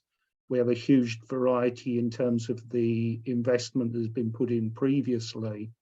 And to actually go ahead with, at its most extreme level, if we just put in a uniform sum to every school, we would be putting the same into a school, Gymraeg Trathlon, which opened up 2 weeks ago, as a school that is based around buildings that were built in the 1800s. So that there has to be a degree of targeting. It's just working out the most effective way of doing that. That is what has taken the time from the property side. It is a frustration of mine. And I think officers will probably affirm to you that it's probably the one thing that I've been on their backs hardest on in the time that I've been in this particular role. Councillor Pete, I do have to step in as chair of scrutiny here. There was an assurance given at budget round that scrutiny would be heavily involved in this. Passing it by us at the end of the meeting is not good enough, I'm afraid. And similarly with the school budgets forum, this detail has been put together. I've had a private briefing on this detail. Much of that detail was available over a month ago. I spoke to you last week about it and expressed my disappointment, but I can't leave it there. But to expect us to view some documentations at an end of a meeting to give a good scrutiny viewpoint on it, it's not good enough. I also would expect this information to go into the school service. We need head teachers and governing bodies consultating on this information, particularly the 2.2 million. And you're right, it needs to be commenced over this summer period. But why it's taken so long, I do not understand, and it is not good enough. And I'm sorry, from a scrutiny point of view, it is not good enough because we were unsure about this at budget round, and one of the caveats that was put into it that scrutiny would be heavily involved in it. A 10-minute session at the end of this meeting isn't heavily involved. I'm sorry, that's not good enough. Councillor Alid. Thank you, Chair. Not sure where to start. Just picking up on that point, there was a promise in the budget that it would be sorted by the end of March, before the end of the previous financial year. It's really disappointing that it hasn't been done. But then the biggest, we always go on about energy. Councillor Peters talking about fall in energy inflation, but what will not fall away is the wage bill, and 90% of the school delegated budget-ish is spent on wages, and that's baked into the school budgets forever and a day. The only way you're going to reduce that is by sacking teachers, and there's assurance by portfolio holder for finance that this budget wouldn't lead to the sacking of teachers. So I don't know whether you got that figure, Pete. What percentage of the school delegated budget is taken up by the energy bill? It's relatively small compared to the wage bill, I'm guessing. So we really do need to focus on the wage bill, and it's the wages that pay the teachers that deliver the quality of education to our children. That is where we should be focusing. I did mention in the pre-meeting about the number of courses taking place in each school. I don't know whether that has those figures have been pulled together. I wanted to know how many total courses were delivered in September last year, and how many do you expect to be delivered in September next year? Because that is how schools are balancing their budget, is by cutting teachers. And that, to be honest, that is the only way they can balance the budget. I have never seen an in-year figures almost. I found one primary school. I must admit, I thought all primary schools were all red, but there was one primary school that wasn't red. I've never seen an in-year deficit, red figures all the way down that column, and the ones that are in surplus for the financial year, I don't think they're probably statistically significant. To be honest, they're very, very small margins. But I'd like to understand those figures. In the Appendix A, you got the Powers scheme for financing school processes following identification of potential deficit. So stage one, you identify a school, or a local government officer identifies a potential budget. School action in column 2, it says schools act with the utmost prudence, freezing all appointments. Freezing all appointments. Is every school in Powys with deficit budgets in this financial year freezing all appointments? Thank you. I'm going to need to look to officers for most of those answers, because they're factual ones that I don't have immediately to hand myself. Anybody can help us there? Shall I start, and maybe Georgie, do you want to come in on the curriculum and the subjects? Yeah. I'll start with the last question first. Are all schools freezing all appointments? I think we're taking it on a case-by-case basis. So we are taking account of each school's unique circumstances, which I think is what we've said we'd be doing all along, really, in terms of how we're managing this budget challenge. It is the expectation that they do review whether that appointment needs to be made, and whether there are other ways that they can meet those needs within budget. So I can't hand on heart say that all the schools that are predicting deficit budgets are freezing all appointments, but certainly they are looking at all alternatives. Like I said, the discussions at finance surgeries have been really constructive, but difficult. So yeah, these are difficult times for the schools. Diolch, Mary. The wording there is quite clear. If they're not freezing all appointments, you probably need to expand that, because that's stage one. When a deficit is identified, and it's been identified in all schools except for 3 or 4. So it's and that's the first stage before you get. How many stages are there? Five stages. Yeah. So, I mean, it's when we talk about deficit, it's cumulative deficit rather than in-year deficit that we look at, and what action the school takes, and their approach to those challenges is what kind of drives the escalation, really, and whether or not there's a need for escalation. Okay, but all high schools should be freezing appointments, because projecting forward 3 into 2025, they're all basically red. So all high schools, you're telling all high schools that their appointments should be frozen, and you should use your music teacher to teach the chemistry lessons. Ali, that's not quite correct. Mary just said to you that we look at looking at the in-year budget and the deficit. And if you look at the high school, at the moment, there is only, I'm looking at the figures, there are a number that are already in deficit with plans as indicated in the prior section. But I'm only seeing, I'm just looking at the figures now. I don't think any that aren't already in deficit are going into deficit within this financial year.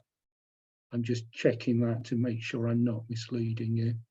Page 13 of the 13, it's pretty red. Yeah, Try to catch straws from that page. I'm looking at the wrong column. I'm looking at the wrong table. Can I come in there regarding the secondary budgets and the work we're doing, if that's okay? Go on, Georgie. Diolch yn fawr, thank you. I think the first thing is to sort of say that through the work we've done, we're aware that there's been ongoing falling in roles where staff natural slippage has been occurring, and teachers have been replaced. What schools are now looking at, for example, is if that natural slippage is happening, for example, a teacher is retiring, etc., they are aware of the budget implications of that and working really closely with us to make sure they can offer the curriculum they need to. Coming to your point, Alid, about knowing what subjects are being delivered, etc., and all of those courses. We've been doing in-depth financial reviews with secondary schools at their request, where we have looked at that kind of detail and made sure that curriculum offer is broad, and if not, why isn't it? What are those challenges? I think one of the expectations of the curriculum for Wales is that we've got those AOLEs being held up at the same level, but you've got that combination now of subjects where you still need that specialism at Key Stage 4 and 5. We don't know the individual subjects that are being taught in each school. And what I would say is that can change year on year, because more often than not, the Key Stage 4 and 5 options are purely based on the straw polls done with the children and what they want to learn. The challenge then comes at times potentially whether you can get a specialist in a certain area. And we do know that is a challenge there. It is within the school's gift to design their own curriculum and meet the needs of their learners. For example, I am aware of one school, not in Powys, that had a challenge with racism, radicalisation, and therefore they chose to provide more RE lessons in their fortnightly timetable than other schools, because they felt education was a driver in how they changed the mindsets of young people. I think we still have the challenge that we've got the skill set of it, but if the children haven't picked that subject, what do we do with that individual? And that's often then where they do end up at times teaching out of subject. I certainly did. Even as a maths specialist, I ended up teaching science and PE, not in a Powys school, but to fill those timetable gaps. So I do acknowledge that at times there is the pressure there and people are being asked to teach out of their subject specialism. But at the same token, we are working really closely with head teachers. They have, for example, one school, we've acknowledged significant savings around what they can do. And they're choosing to do that over a period of time rather than suddenly impact on staffing levels, even though they know that that's one of the factors for various staff in that school. So the picture would change. We've got 4 more schools that have requested these deep dives. We have got the challenge of the fact that we've got a lot of UPS teachers in Powys because people want to work here. Our children are lovely. People want to be here and teach them. But that brings them those pay packets, but it does bring that expertise and experience, which our children are entitled to as well. So that's another factor that we're working with schools on and how that looks. So from our perspective, I do take on point, the curriculum challenge and potentially the impact the budget could have on that. But we are mindful that when we're working with the schools, that we look at the curriculum offer and look at it in detail, both in the English stream, the Welsh stream, in a dual stream or a Welsh medium school as well. And how do we make sure we've got that capacity to grow? Because that's the other challenge, isn't it? We must have the most effective learning environments for our learners, but grow the provision to ready for the learners that come through. And that's something we're also exploring with the ISCOL provision around looking at the Key Stage 4 offers as well. So how we can manage that to try and broaden the offer across Powys.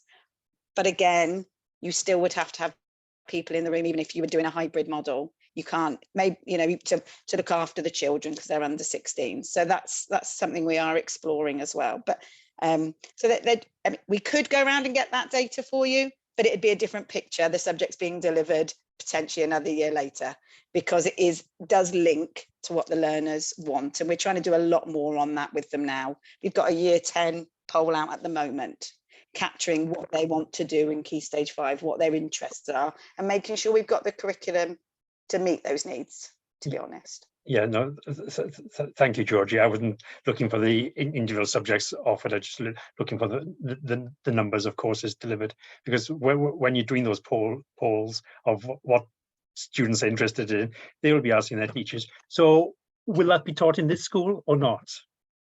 And we, from the previous item on today's agenda, the inspiration a specialist teacher can bring to a subject is evident.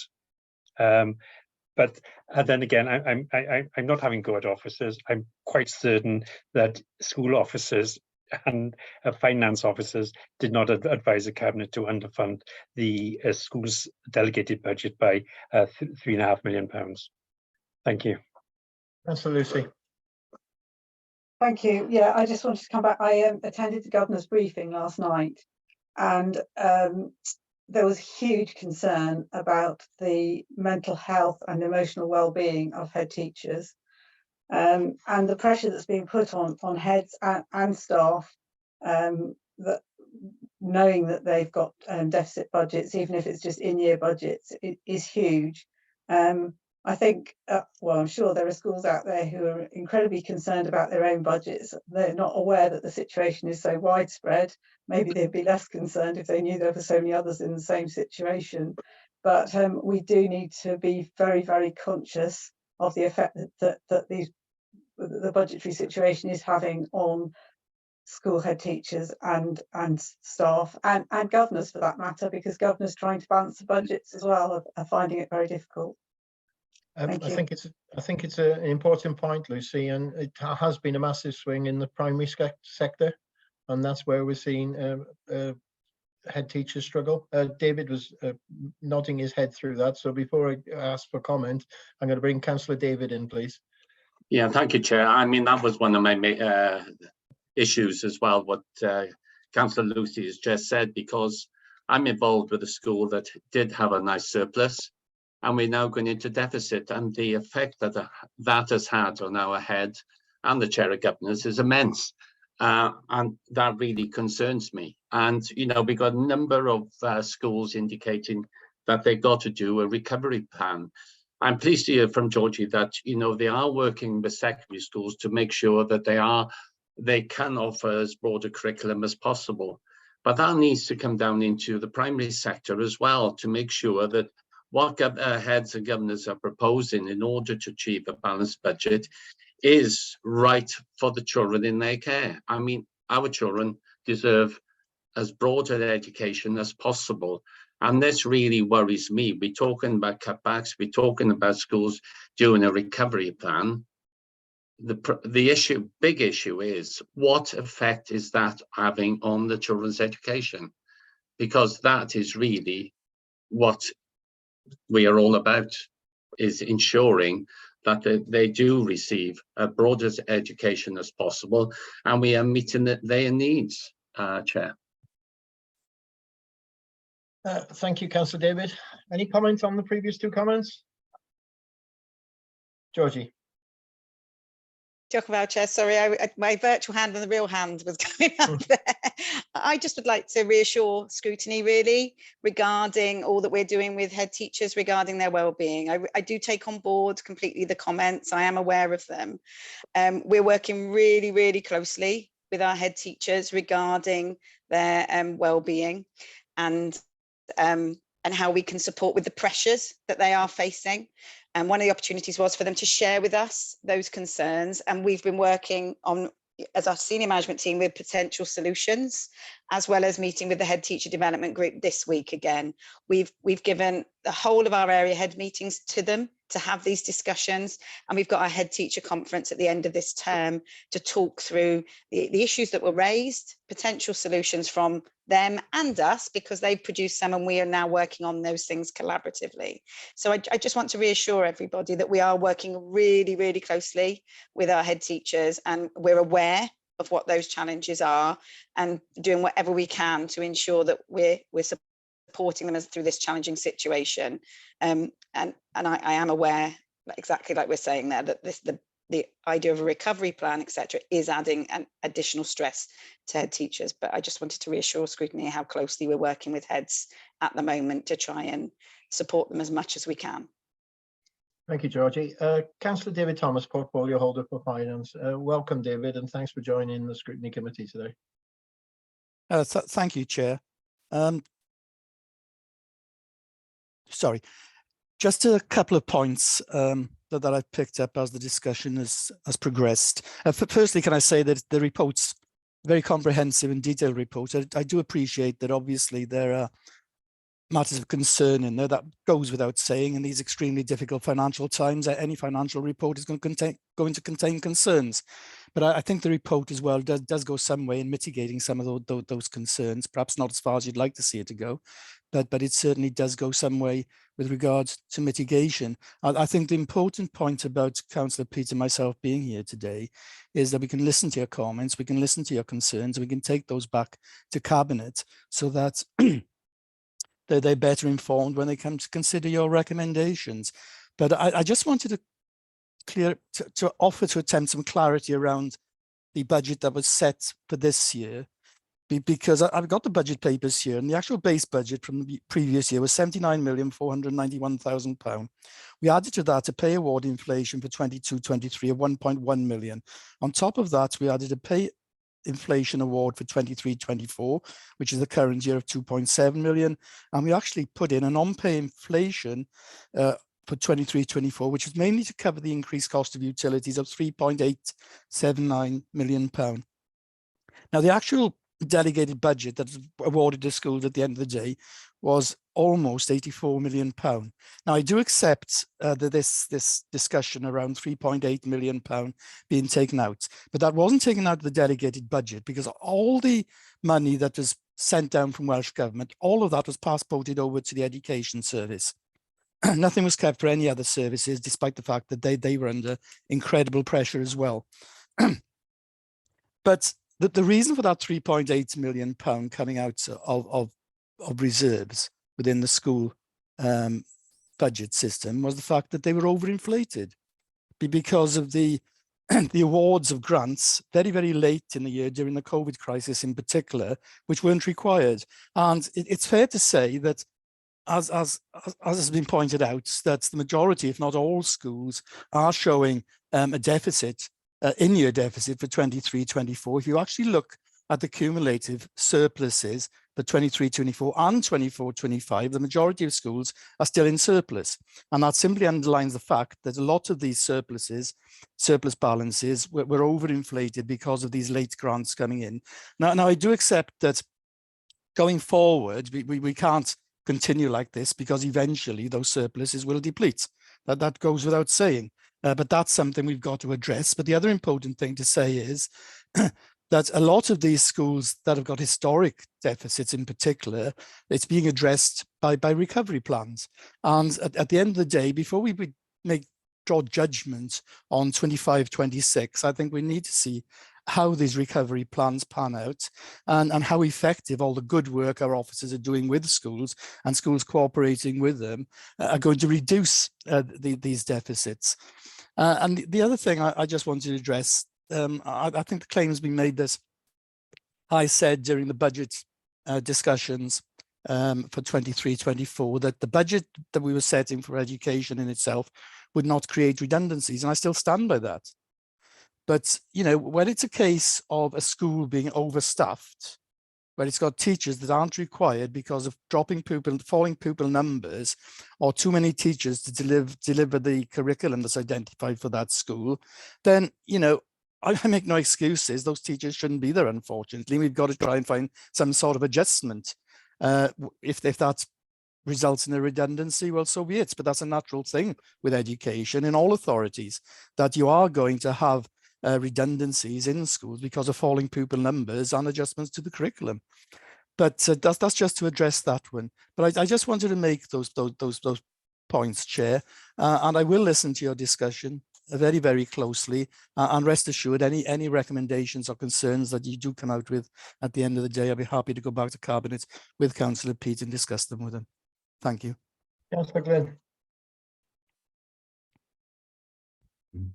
Sorry, pardon me, I'm just struggling to unmute myself there. I've got two questions, if I may. One that focuses on the kind of external pressures, and perhaps one that's on, you could say, the kind of internal pressures, I suppose. Councillor Peat, you made reference to, you know, that there might be some positive news with regards to the economic situation, particularly if inflation comes down by half, and particularly if energy costs fall.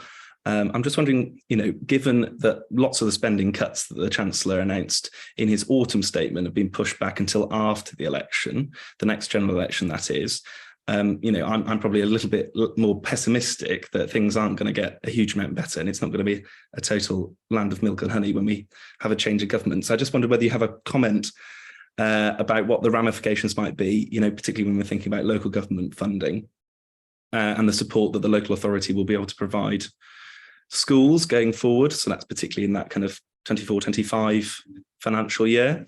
And the second question is just about, I suppose, an internal pressure that we're facing. And a lot has been made of school places, and in particular the vacancy rate, particularly when we're talking about transformation. Though, you know, lots of the schools, even operating at quite a high capacity, I'm just, you know, spotting them in the list, are going into quite significant budget deficits going forward, especially in year 3. So I'm just wondering whether you have a comment about this pressure school places, and particularly that vacancy rate, is going to have on budget deficits going forward. Okay, taking the wider issues first, and Councillor David T may wish to come in because he's more the economist than I am. the whole point of the wider review of council services under reimagining is as a direct result of our concerns around what the fiscal position coming out of the UK government will look like in the 24-25 and onward financial year, irrespective of who is going to be running the country at that point, because the position we are in now and some of the indicators that we were concerned about, we learned yesterday that some of those have actually happened now in terms of debt to GDP. So there obviously has to be a concern there. The funding forecasts from Welsh Government look like they won't be keeping track with inflation if inflation carries on in the direction that it seems to be. And we've learned today that inflation hasn't fallen and core inflation has actually risen. So that obviously has to be a concern and will be something that Mary and our 151 officer will be factoring into the advice that they give us when we're looking at how things should move forward. So there is a significant concern there. When it comes to spare places, I guess that's the thing that's keeping me awake at night. We have positions where we have lots of bricks and mortar, and as we found when looking at some of these catchment reviews, we actually need lots of bricks and mortar because of the geography of our county. But bricks and mortar, when there aren't the numbers of pupils, and we're looking at 800 fewer primary age pupils over the next 6 years on the modelling, and we're also looking at the high point of secondary pupils coming in the next year to 18 months as that starts to feed through into the secondary, is going to be challenging. And we're going to need to look at how we tackle that and the models that we use to deliver that. But that's not a quick fix, because even with the two big projects that we have on the table at the moment, the earliest we're going to see substantial changes coming out of those, assuming everything runs to timelines, will be September 24 and potentially beyond. So there's a lot to work through and a lot to consider. But the surplus places is a problem because it means we're spending money on bricks and mortar, not teachers and pupils. Come on then, let's speed the questions and the answers up, please. Let's try not to be repetitive. Councillor Danny. Thank you, Chair. Yeah, the bricks and mortar brings me to my point, really. During previous meetings, it's come up that there's an 80 million backlog on maintenance. Has anything to combat that been allocated into these figures? Does it not apply to these figures, or is it likely to be a bill on top of this? I think we need to get to the root of why we're building up such a deficit, and try and combat the problem from the beginning, really. As previously said, it can't just keep on going like this, but from these figures we can just see that it's going wrong, but we don't know why it's going wrong.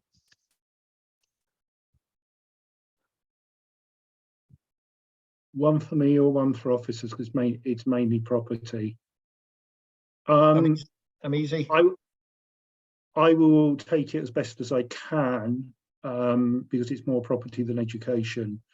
The maintenance backlog figures are a combination of condition surveys and an agreed formula from the Welsh Government as to how you manage estimate the backlog of works within a school.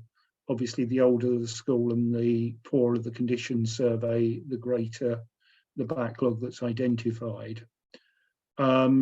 We are looking at increasing the number of condition surveys, but they cost money to do. And within the wider budget, rather than the school's budget, there is a major improvements programme which deals with the big ticket issues, and also in recent years has been dealing with fencing issues, because safeguarding and fencing has become quite a major problem. They have budgeted amounts. I can't remember off the top of my head what they are each year. We also, on top of that, put in bids for grant funding, and we receive grant funding for specific pieces of work. One thing our property team are quite good at is identifying those. But they are long-term pieces of work. The main way that historically over the last 10 years the council has dealt with maintenance backlogs, and the really big ones, has actually been through the schools transformation programme, and the biggest single removal of cost from the maintenance backlog was opening Brecon High School, because the predecessor building had such a huge figure, and there are 2 or 3 other schools where that applies that are currently within the transformation build programme.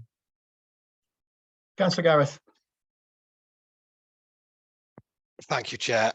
Yeah, really quickly, Councillor Pete and David Reddiff mentioned earlier about the business managers and how much pressure they're under, how much pressure the head teachers are under, chairs of governors, everybody. I've got to say that support we've had in Carinian from the offices has been exceptional, and I can't thank them enough, from Georgie, Mary, Sarah, Nancy as well. Everyone's been great. However, as a scrutiny, we need to come up with solutions as well to the problem, and speak and looking from a Carinian perspective, and I'm sorry to individualize it, we are really struggling to appoint a business manager, and a trial was done about a cluster business manager, and the money that was offered just wasn't attractive enough to attract the right person into that role. Now that right person into that right role is going to pay dividends, because we are asking a head teacher who ultimately qualified as a teacher to be a business manager, to go out looking for energy contracts, to look for building contracts, to do everything, and it's possibly not what they're skilled at. So should we be looking outside of this to be able to offer a little bit more money to entice the right people in, who, as David and Red have said, we're putting so much pressure on our head teachers. If those right people were in across the county, the head teachers would be relieved of so much stress, and ultimately that's going to benefit our learners. So that's a kind of a solution, a question, if more money could be found specifically for that role. Thank you. Okay, I'm going to move to Councillor Aled. Just hold that one in abeyance so that we can get through some more questions. I think it's a relevant point, Gareth. Councillor Aled. I'm slightly deviating from what Gareth was saying, really. Okay, then let's go to an answer to Councillor Gareth then, please. Georgie, I think. Diolch yn fawr, thank you very much. Councillor Gareth, for your positive comments. One of the things that we have put in place is network meetings now, regular, for business managers. We're working with one of our current business managers around the role and training for the secondary sector. We do need to go back to that original proposal and explore it further, because there are those challenges that the head teachers have cited, and it's part of their opportunity to share with us their challenges around property management, business management, all of those sorts of things. And if you're in a small rural school as a head, particularly, you've got quite a significant teaching load too. So, you know, so we are mindful of it. It is something we are going to go back and look at as a service. But at the same token, you know, that there's no promises there, but that is something we are aware of, and it is a piece of work that we've already identified that we need to go back and look at. Sorry, Aled, if I could just develop that a little bit further, and I think it highlights the desperation of the situation and the desperation of the table. We've got Ysgol Carinian predicted to go to a massive deficit 25-26. Without looking at the table, I think it's 7, and go on, Gareth, what's the figure? 700. 750,000. You've got Ysgol Llambwllyn going from reserves of somewhere in the region of 500,000 to a 55 surplus at the end of the table, and Ysgol Calan Cymru, well, the figures are desperate, and yet these schools are in their infancy. Llambwllyn is 4-year-old, Carinian's 2-year-old, Calan Cymru, I don't know, 7-year-old. All 3 schools will have gone through a really and I was involved with Yscol Llambellan at the time, will have gone through rigorous staffing changes, and yet they're in this absolute desperate situation where they can't fund their schools, and that just goes to show that and I can't fault the officers' help when we were really endeavoured to be very tight on our staffing structure at the time, and we cannot survive on it, and we're looking at schools to make further reductions in their teaching staff as well. We really are squeezing the life out of our schools now, and that is an example of it. And by squeezing that life out of those schools, they're not going to be able to deliver their curriculum. We're not going to have head teachers, business managers wanted to take on these roles. I'm sorry, but that's the situation we're in. And those of us who are school governors will know how close to the line we are. There are no future savings there. And having that staffing structure newly put in place, they're looking at making further reductions from that staffing structure, and it can't be done there. And that's just echoing what Gareth has said. Councillor Alid. Thank you, Chair. Savings can be done only by, and it'll be by sacking the teachers, reduction of number of courses available. The attractiveness of our schools will really suffer. You'll have that greater flow across the border to post-16 colleges, etc., etc. There's real consequences to this, and thank you, David. Councillor Thomas, I didn't realise you were in the meeting, but thank you. But I can't quite believe what you said. You said the COVID grants were not required. I've asked before, those grants came with a specific purpose from Welsh Government. I've asked for that description of what the purpose was for those particular grants that came in the end of 21-22 financial year. I'm not 100% sure if I've asked in this committee, but I've certainly asked 2 or 3 times in finance panel for that advice note that comes with that grant, that descriptive element that says what that grant should be spent on. And and your other comment, does anybody here recognise a school where there are surplus teachers sitting around doing nothing? I'm sorry, David. That's cloud cuckoo land. The contact time with these teachers, especially in high school teachers, is up to the limit. They are all extremely busy. I just do not recognise the schools that you are describing that are overstaffed. Those are, if you want to reduce the staffing in those schools, you will reduce the number of courses. Okay, that's a hard decision to be made. Those courses can be reduced, but some of those courses will be through the Welsh medium as well, Welsh language courses. If there's not, the SLT will have to take really difficult decisions. Oh, we've only got half a dozen children wanting that course through the medium of Welsh. Right, we cut that. There are significant challenges, and it will be to the detriment of the education of the pupils within power schools because of these budgetary decisions. Thank you, Chair. Can I just address the COVID grants issue? I was referring to the COVID period. I apologise if you took it that I was referring to specific COVID grants, but I can't give you the detail around the grants because I wasn't the portfolio holder at the time. You were.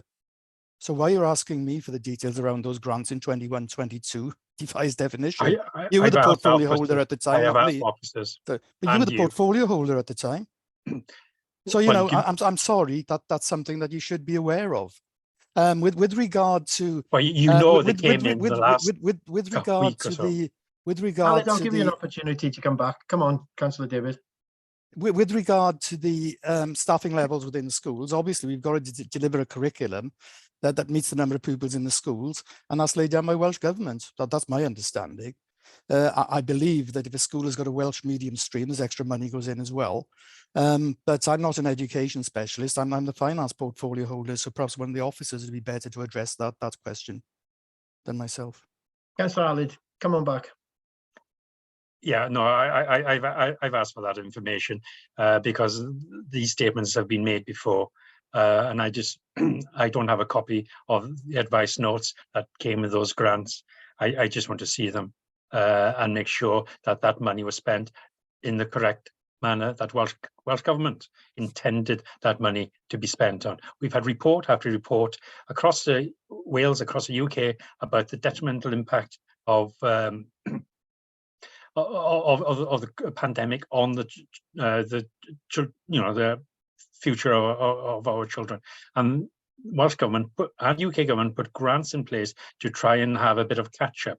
And I just want to be assured that that money that came in at the very end of the last council was spent in this council on the correct issues. Thank you. Thank you, Councillor Allitt. We'll reinforce that request. Councillor David, before you disappear, I'm sorry, Bryn, I'm just going to hold you in abeyance just for a second. Because Councillor David has just been answering, I would just like to mention to Councillor David that the authority finished the end of year in a surplus. And when we're talking about school budgets in the manner in which we are, that some further investment could have gone into the school service, bearing in mind that you did have an underspend at the end of your year. What were you referring to, the 22-23 year budgets, Chair?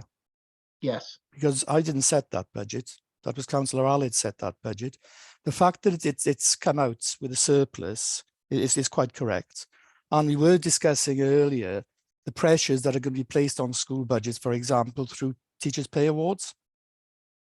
Now, we've as a cabinet, have taken the decision to put a lot, I think about £3 million, if I remember correctly, of that surplus is going to be put aside to help cover the increased costs incurred through what is effectively an unknown level of pay award for teachers and other staff. So we're investing in schools on that basis, trying to protect the schools' budgets on that basis. Okay, but in view of the fact and the tables before us, and the other thing we're doing, we're actually putting some of that surplus back into capital, which will reduce our costs of borrowing, and that in turn, part of that will be invested in the schools transformation program. So to turn around and say we're not investing any surplus in schools is totally incorrect. It's bad for public perception that when we have an underspend, and we have the tables in front of us today. This is a public meeting, and I've just answered that. That's within that surplus, there's significant investment going back into schools. And I've just made a comment on top of your answer. Councillor Bryn, sorry for keeping you waiting so long. Okay, iawn, diolch. We're an education scrutiny committee.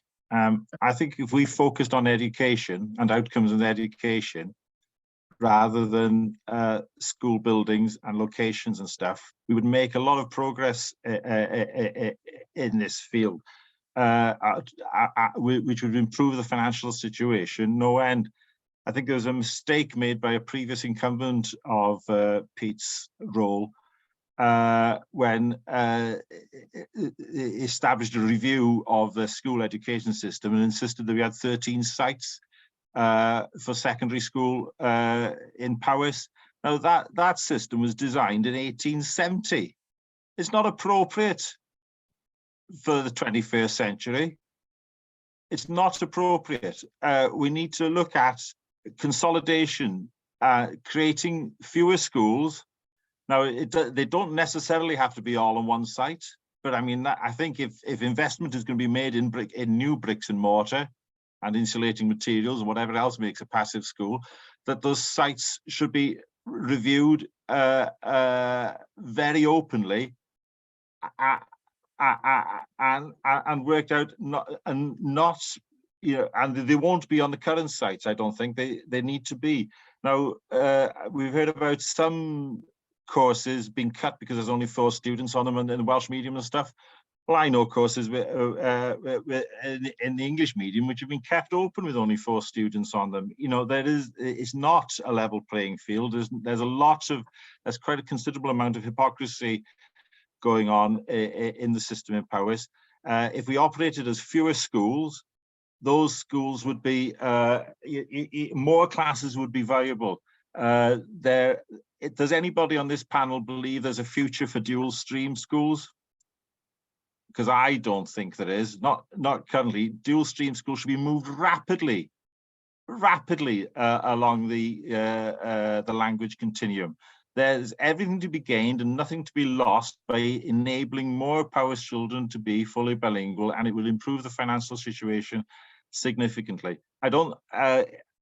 we need pressure coming from the council on schools and training for governors to make them understand what bilingual education is, what education with bilingual outcomes is, and there would be numerous schools which would be a lot cheaper to run. I take local schools to a dual stream school is 2 tiny schools operated on a single site.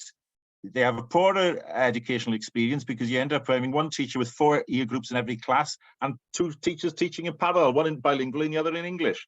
You know, it's there are easy answers to be had, and everybody says it's difficult. It's not that difficult to make massive improvements. And can we see a long-term strategy, work out how many secondary schools we actually need in Powys, and work towards that? We're already operating as a Triscol in our area. I mean, so effectively, there's 3 schools sharing some another. I can't know the word. Resources. Resources. Diolch. You know, these resources can be utilized much more effectively if we get rid of our parochial attitudes and relax, explain to the public what we're going for is a good education system for the 21st century, not try to prop up a system designed for 1890. And now this is a public meeting. I hope there's members of public listening, and please write in to criticize what I have to say or support it. But don't think that the current system and the system that's been running for the last 50 years and more is the way forward. It's not. And there's significant financial savings and much better educational outcomes can be done if we take a broader view of this problem here, and it would be massively beneficial to bilingualism in Powys and to the financial situation of the education budget in Powys. I think I don't know. Does anybody disagree with me? And if you don't disagree with me, please tell me how we can move forward with this, because we've been dancing around this, maintaining 13 schools, secondary schools, for as long as I've been on the council. It's daft. We need to move on. I'm guessing Councillor Glynn wants to agree or disagree with you, Bryn. Well, yeah, Chair, I know we're not meant to use scrutiny to necessarily debate amongst members, but I will say, you know, you make some important points about the number of secondary schools, but I'm probably less pessimistic than you about the standard and quality of education in dual stream schools. I was educated in a dual stream school and had a wonderful time, as did my peers. And I think if you asked my peers in Llanidloes High School, I'm sure they'd agree with me. You okay? Councillor Jeff? Just like to say 100% support Bryn. It can't carry on as it is. We all know that. So we've got to look at it, and we've got to get lesser but better schools. Simple as that. Members, I think we've exhausted all questions. Well, there's nobody indicating anyway, but members, conclusions or suggestions how we end our item today. I think a certain amount of shock at the figures that were before us. I do recognise that Councillor David was very open and he was here to listen, and I thank him for that. But I would suggest that the figures and the deterioration in them figures, and particularly in the primary school sector, is a swing which we'd never seen before. It suggests that we're underfunded, or that we're funding our schools in a proper way. Aled. Yeah, it's the impact on the education of all these columns of red numbers, the impact on education. I don't think we've really got to the bottom of that, really, to understand the range of options available, because that's a fundamental issue, is the quality of the education delivered here. And just a quick point to put in, really, I think the previous portfolio audit didn't talk about 13 secondary schools. There were 13 sites for education to take place. It was a bit of a fudge. I wasn't terribly happy with it. but that None was of which a have merged, commitment. but they remain as 13 schools, I believe.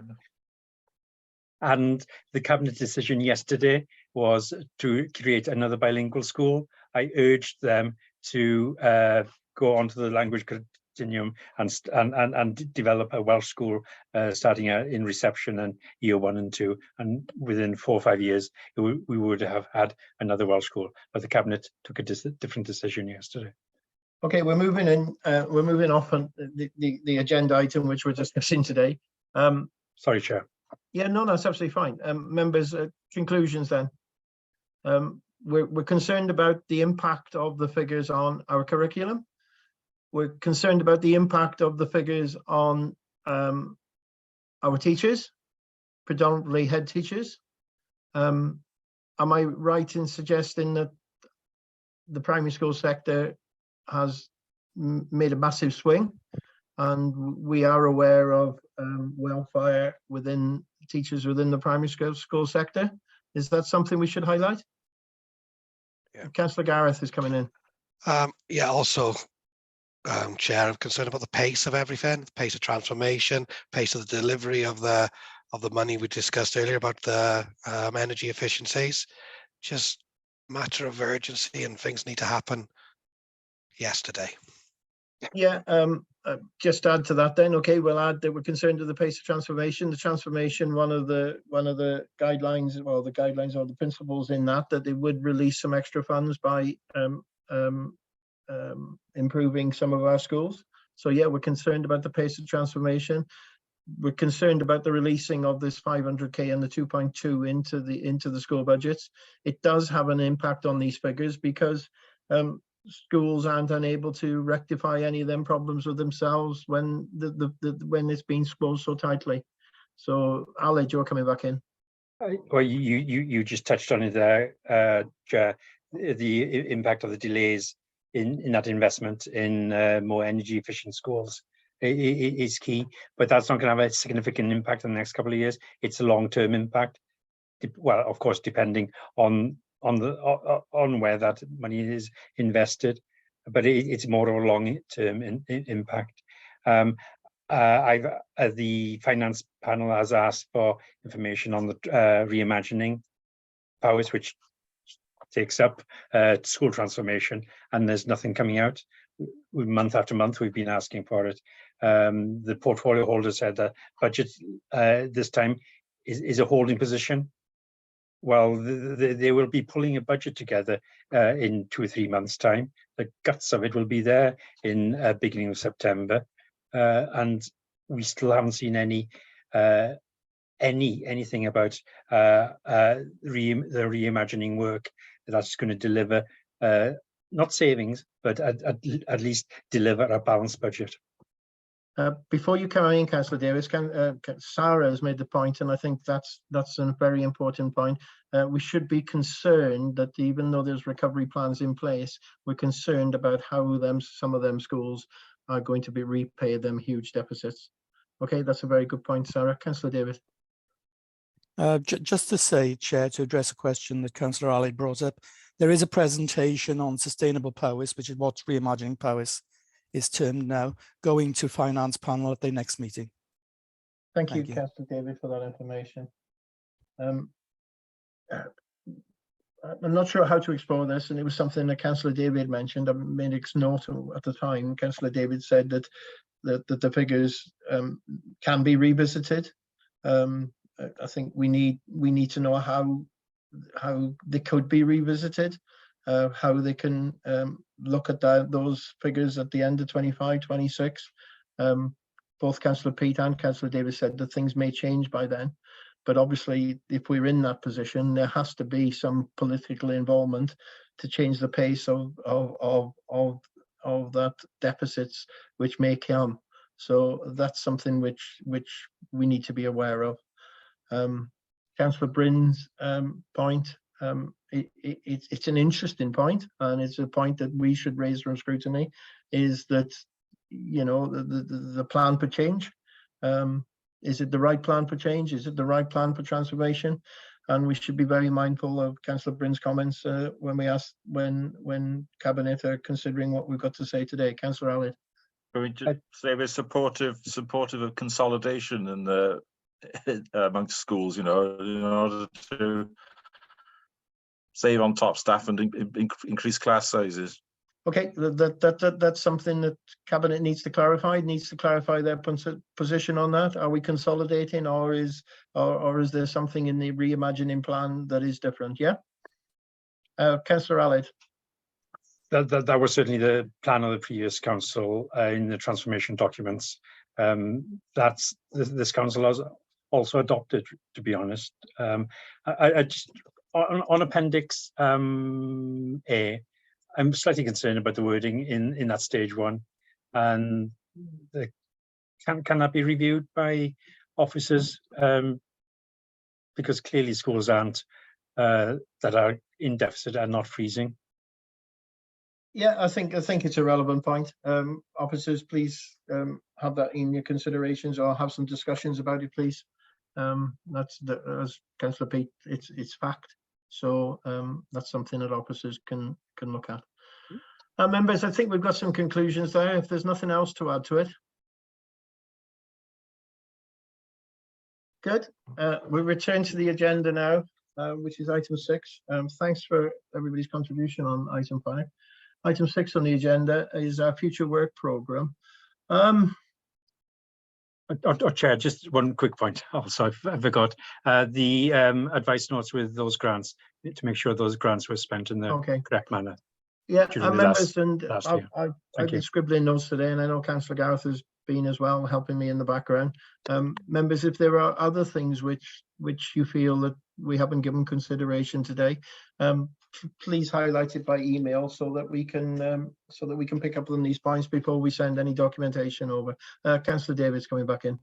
Yeah, I've just been checking, Chair, and the grants during 21-22, they were all listed at the end of the finance reports that were delivered by Councillor Aled to Cabinet on a quarterly basis, and they contain all the detail around the grants that were awarded with regard to different aspects of COVID and support coming through on that basis, etc., etc. But all grants are listed in the quarterly finance reports, the revenue reports. Thank you for that information, Councillor Davies. And we will have sight of that and make further discussions on it if need be. Thank you, Councillor Davies. Yeah, there was a summary. Yeah, that's it. Let's get that information over, and we can ask further information on that if possible. And with your discretion, we can deal with that by email if we see fit. Yeah. Good. 6 is the work programme. There it is. Our July meeting, our September meeting, and our October meeting. ALN has had to be rescheduled. Is that rescheduled to come back there, Kath, or is that going to go away somewhere else again?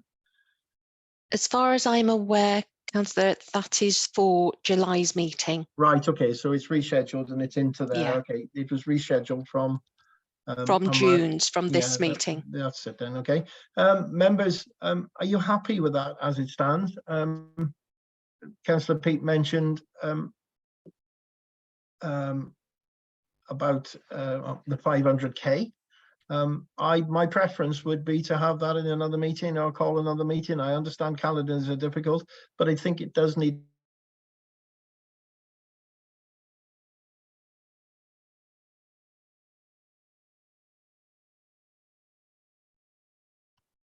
Sure. Have I lost you all? I'm back in. You're back now, Gwen. Okay, I'm not sure where I left off, but Councillor Pete mentioned before that there's a piece of work in relation to the 500k. I'm reluctant to do that today because I think it needs due consideration, but I'm in your hands, committee. My preference would be to call another meeting, and I know we're all busy and I know officers are busy. I'm in your hands, committee. What I don't want to do is slow it down. May I make a suggestion? Yep. We need to take what we're looking at also to Schools Budget Forum, which is where governors and head teachers will have an input into this. We have a presentation today, and obviously there will be a formal cabinet paper that comes out. Could we perhaps take the presentation today so that we can take that presentation to Schools Budget Forum and then we look to having a separate meeting to discuss the paper that is going to Cabinet, which might also be beneficial to tie in something for the Llanfairpwll catchment review, because I'm pending a discussion tomorrow, still hopeful that we might be able to get something out from that before the end of the summer term, so that there's no uncertainty over that hanging over the summer period. But I won't know that until I have a discussion tomorrow. Before we answer that, potentially to tie the two together. before we answer that, how come it's ready today and it wasn't ready on Monday? It was finalised. It needed to go to Cabinet EMT before it could come here. An initial paper was brought forward last week with a view to the Monday meeting, and there was significant additional work needed for it. That work was completed and approved by Cabinet members yesterday morning. I'm in your hands, committee. Councillor, no.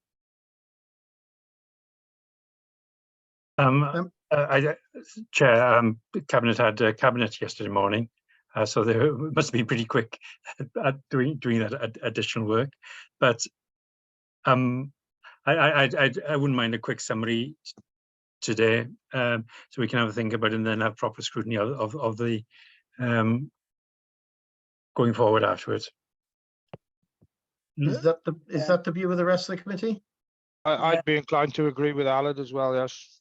Okay. Councillor Bryn, are you making a comment in relation to the rest of the work programme? Yes. Yeah, please do so now. Oh no, okay. Could we look at the efficacy or effectiveness or whatever of the trolley schemes that have been running certainly in North Powys. I don't know about the rest of Powys over the last year or so, and with a view to looking to the future, how what sort of money can be applied to trolley schemes in the future.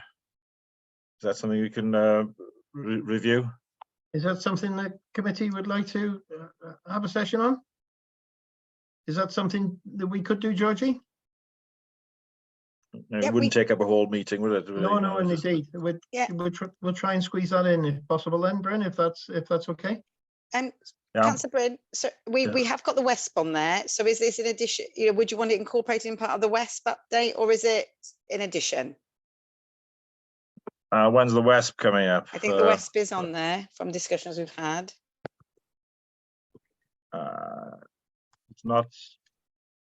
It's not on the anything between now and December. So, okay, so would you want it? I'm with Georgie on that. I thought it was in there, so maybe we need to have a relook at that to see when that's coming. If WESP is on there in that timetable, Bryn, would you happy to consider trolley at the same time? Well, whenever, yeah. Yep. But it's I can't see WESP isn't in there in any of the. No, it isn't, and I know I've had the conversation with officers, but I must admit I did miss a previous meeting, so we'll endeavour to put WESP in there as well at some point. Okay. Yeah.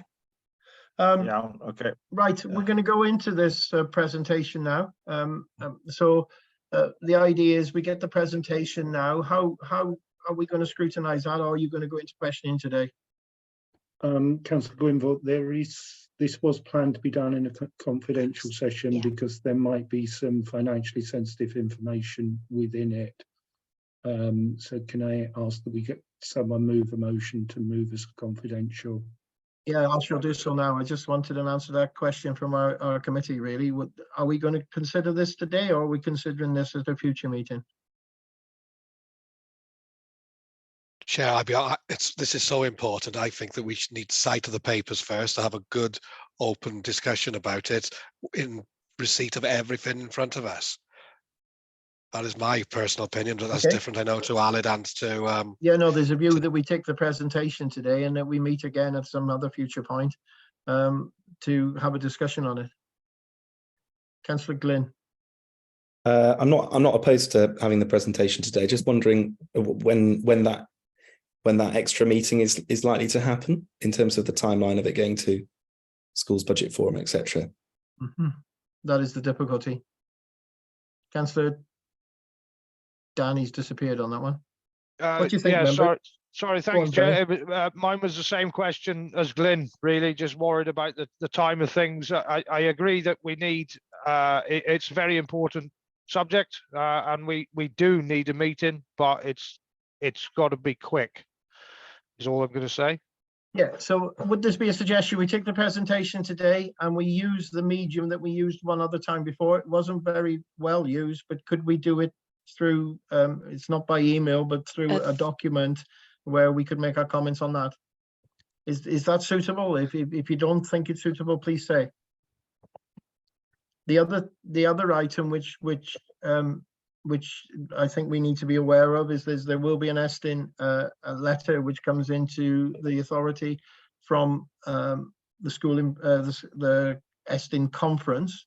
So is that something that Scrutiny is going to be asked to consider as well? If that's the case, we do need an extra meeting at some point. Yeah, I thought it was here already, the letter. Councillor Pete told me last week the letter wasn't with us, but whether it's come this week, I don't know. It's arrived in the intervening time. It's a very formal letter rather than a detailed one. The bulk of the feedback came verbally, and Cabinet haven't been briefed on that yet. But the intention was that once Cabinet had been briefed, there would be an opportunity for yourself, Councillor Gwynfor, to have a similar brief to determine whether it needed to go to scrutiny, and if so, how best to do it. Okay. Apologies, I thought I was thrown out to the Cabinet meeting yesterday, so you could have your briefing. That was the aim, but with that, the aim was to consider the briefing and the 500k, the briefing and approval to bring that to scrutiny. But the 500k, we had spent a lot more time looking at the detail of it, and then had to get down to the staff awards. So that hasn't happened. That will probably happen now next Tuesday. I have to make the comment, it's really difficult to operate under scrutiny. There seems to be a veil or a shroud of mystery surrounding everything in this 500k, and it's making us difficult. You know, we had a scrutiny program and it was there for Monday. And with due respect, Pete, and I've mentioned it today, if it wasn't fit for purpose the week before, you know, there should have been some further sight of it. And I will say again, I had sight of some of that documentation and it wasn't far away. Councillor Lucy. Yeah, just Chair, I'd be happy to go ahead with seeing the presentation now, but I do think it's important that we do have further opportunity to comment on it before it goes to Cabinet. Okay, let's see the presentation. We'll have to look at the diaries and see what we can fit in. If the diaries aren't amicable with everybody, we will have to deal with it by email or the system which we've used. Kath, I'm not sure what the terminology of how we dealt with the documentations on. It's not by email, is it? It was by virtual scrutiny, I think, is virtual scrutiny. So if we can find a date, we'll do it by virtual scrutiny. Right, let's go into the presentation. Chair, to help you, I'll go to confidential session. Yeah, I was just going to ask now. Gareth moved to go to confidential. Seconder? All in favour? Good, thank you. Kath, if you could stop the recording, we'd be really, really grateful. Will do. Just give me one moment. Thank you.